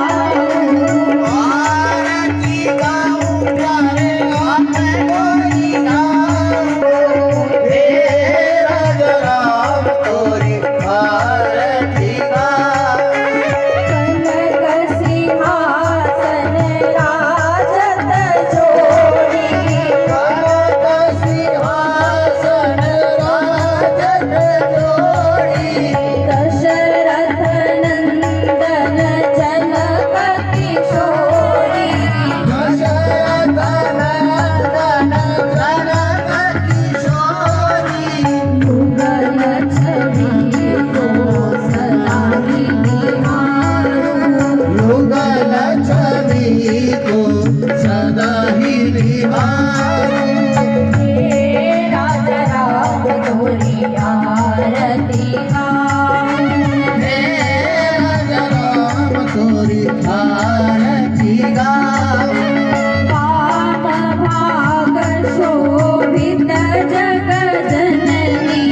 वाम भाग शोभित जग जननी. चरण विराजत हे सुत अंजनी. चरण विराजत हे सुत अंजनी. उन चरणों को सदा ही पधारूं. उन चरणों को सदा ही पधारूं. हे राजा राम तोरी आरती गाऊं. हे राजा राम तोरी आरती गाऊं. आरती हनुमत के मन भाऊं.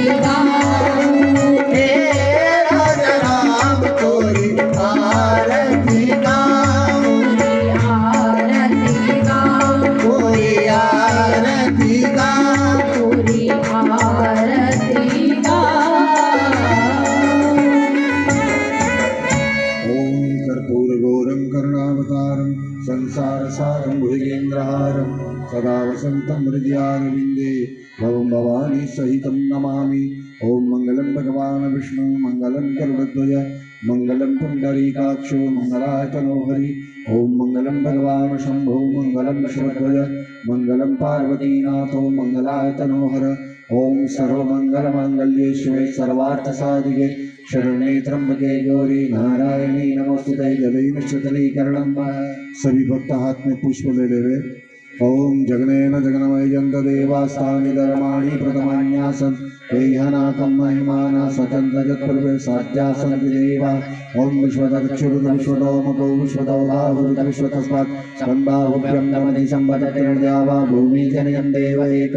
ओम एकदन्ताय विद्महे वक्रतुण्डाय धीमहि तन्नो दन्ती प्रचोदयात्। ओम कात्यायनी च विद्महे कन्याकुमारी च धीमहि तन्नो देवी प्रचोदयात्। ओम वेदान्तनाथाय विद्महे हिरण्यगर्भाय धीमहि तन्नो ब्रह्म प्रचोदयात्। ओम सप्ततरंगाय विद्महे सहस्रकिरणाय धीमहि तन्नो रवि प्रचोदयात्। ओम रामरीं पुरं दत्तात्रेयाय विद्महे योगीश्वराय धीमहि तन्नो दत्ता प्रचोदयात्। ओम अंजनी सुताय विद्महे वायुपुत्राय धीमहि तन्नो हनुमत् प्रचोदयात्। ओम कौशल्यानंदनाय विद्महे सीतावल्लभाय धीमहि तन्नो राम प्रचोदयात्। ओम भगीरथी च विद्महे विष्णुपत्यै च धीमहि तन्नो गंगे प्रचोदयात्। ओम नारायणाय विद्महे वासुदेवाय धीमहि तन्नो विष्णु प्रचोदयात्। ओम महालक्ष्मी च विद्महे विष्णुपत्यै च धीमहि तन्नो लक्ष्मी प्रचोदयात्। ओम देवकी नंदनाय विद्महे वासुदेवाय धीमहि तन्नो कृष्ण प्रचोदयात्। ओम हंसाय विद्महे परमहंसाय धीमहि तन्नो गुरुवर प्रचोदयात्। ओम गतपुरुषाय विद्महे महादेवाय धीमहि तन्नो रुद्र प्रचोदयात्। ओम नाना सुगंधिं पुष्पाणि यथाकालोद्भवानि च पुष्पाञ्जलिर्मया दत्तो ग्रहण परमेश्वर।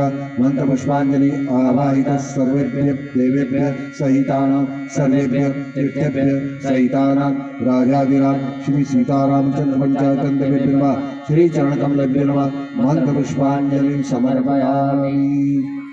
चढ़कर एक बार परिक्रमा कर लीजिएगा।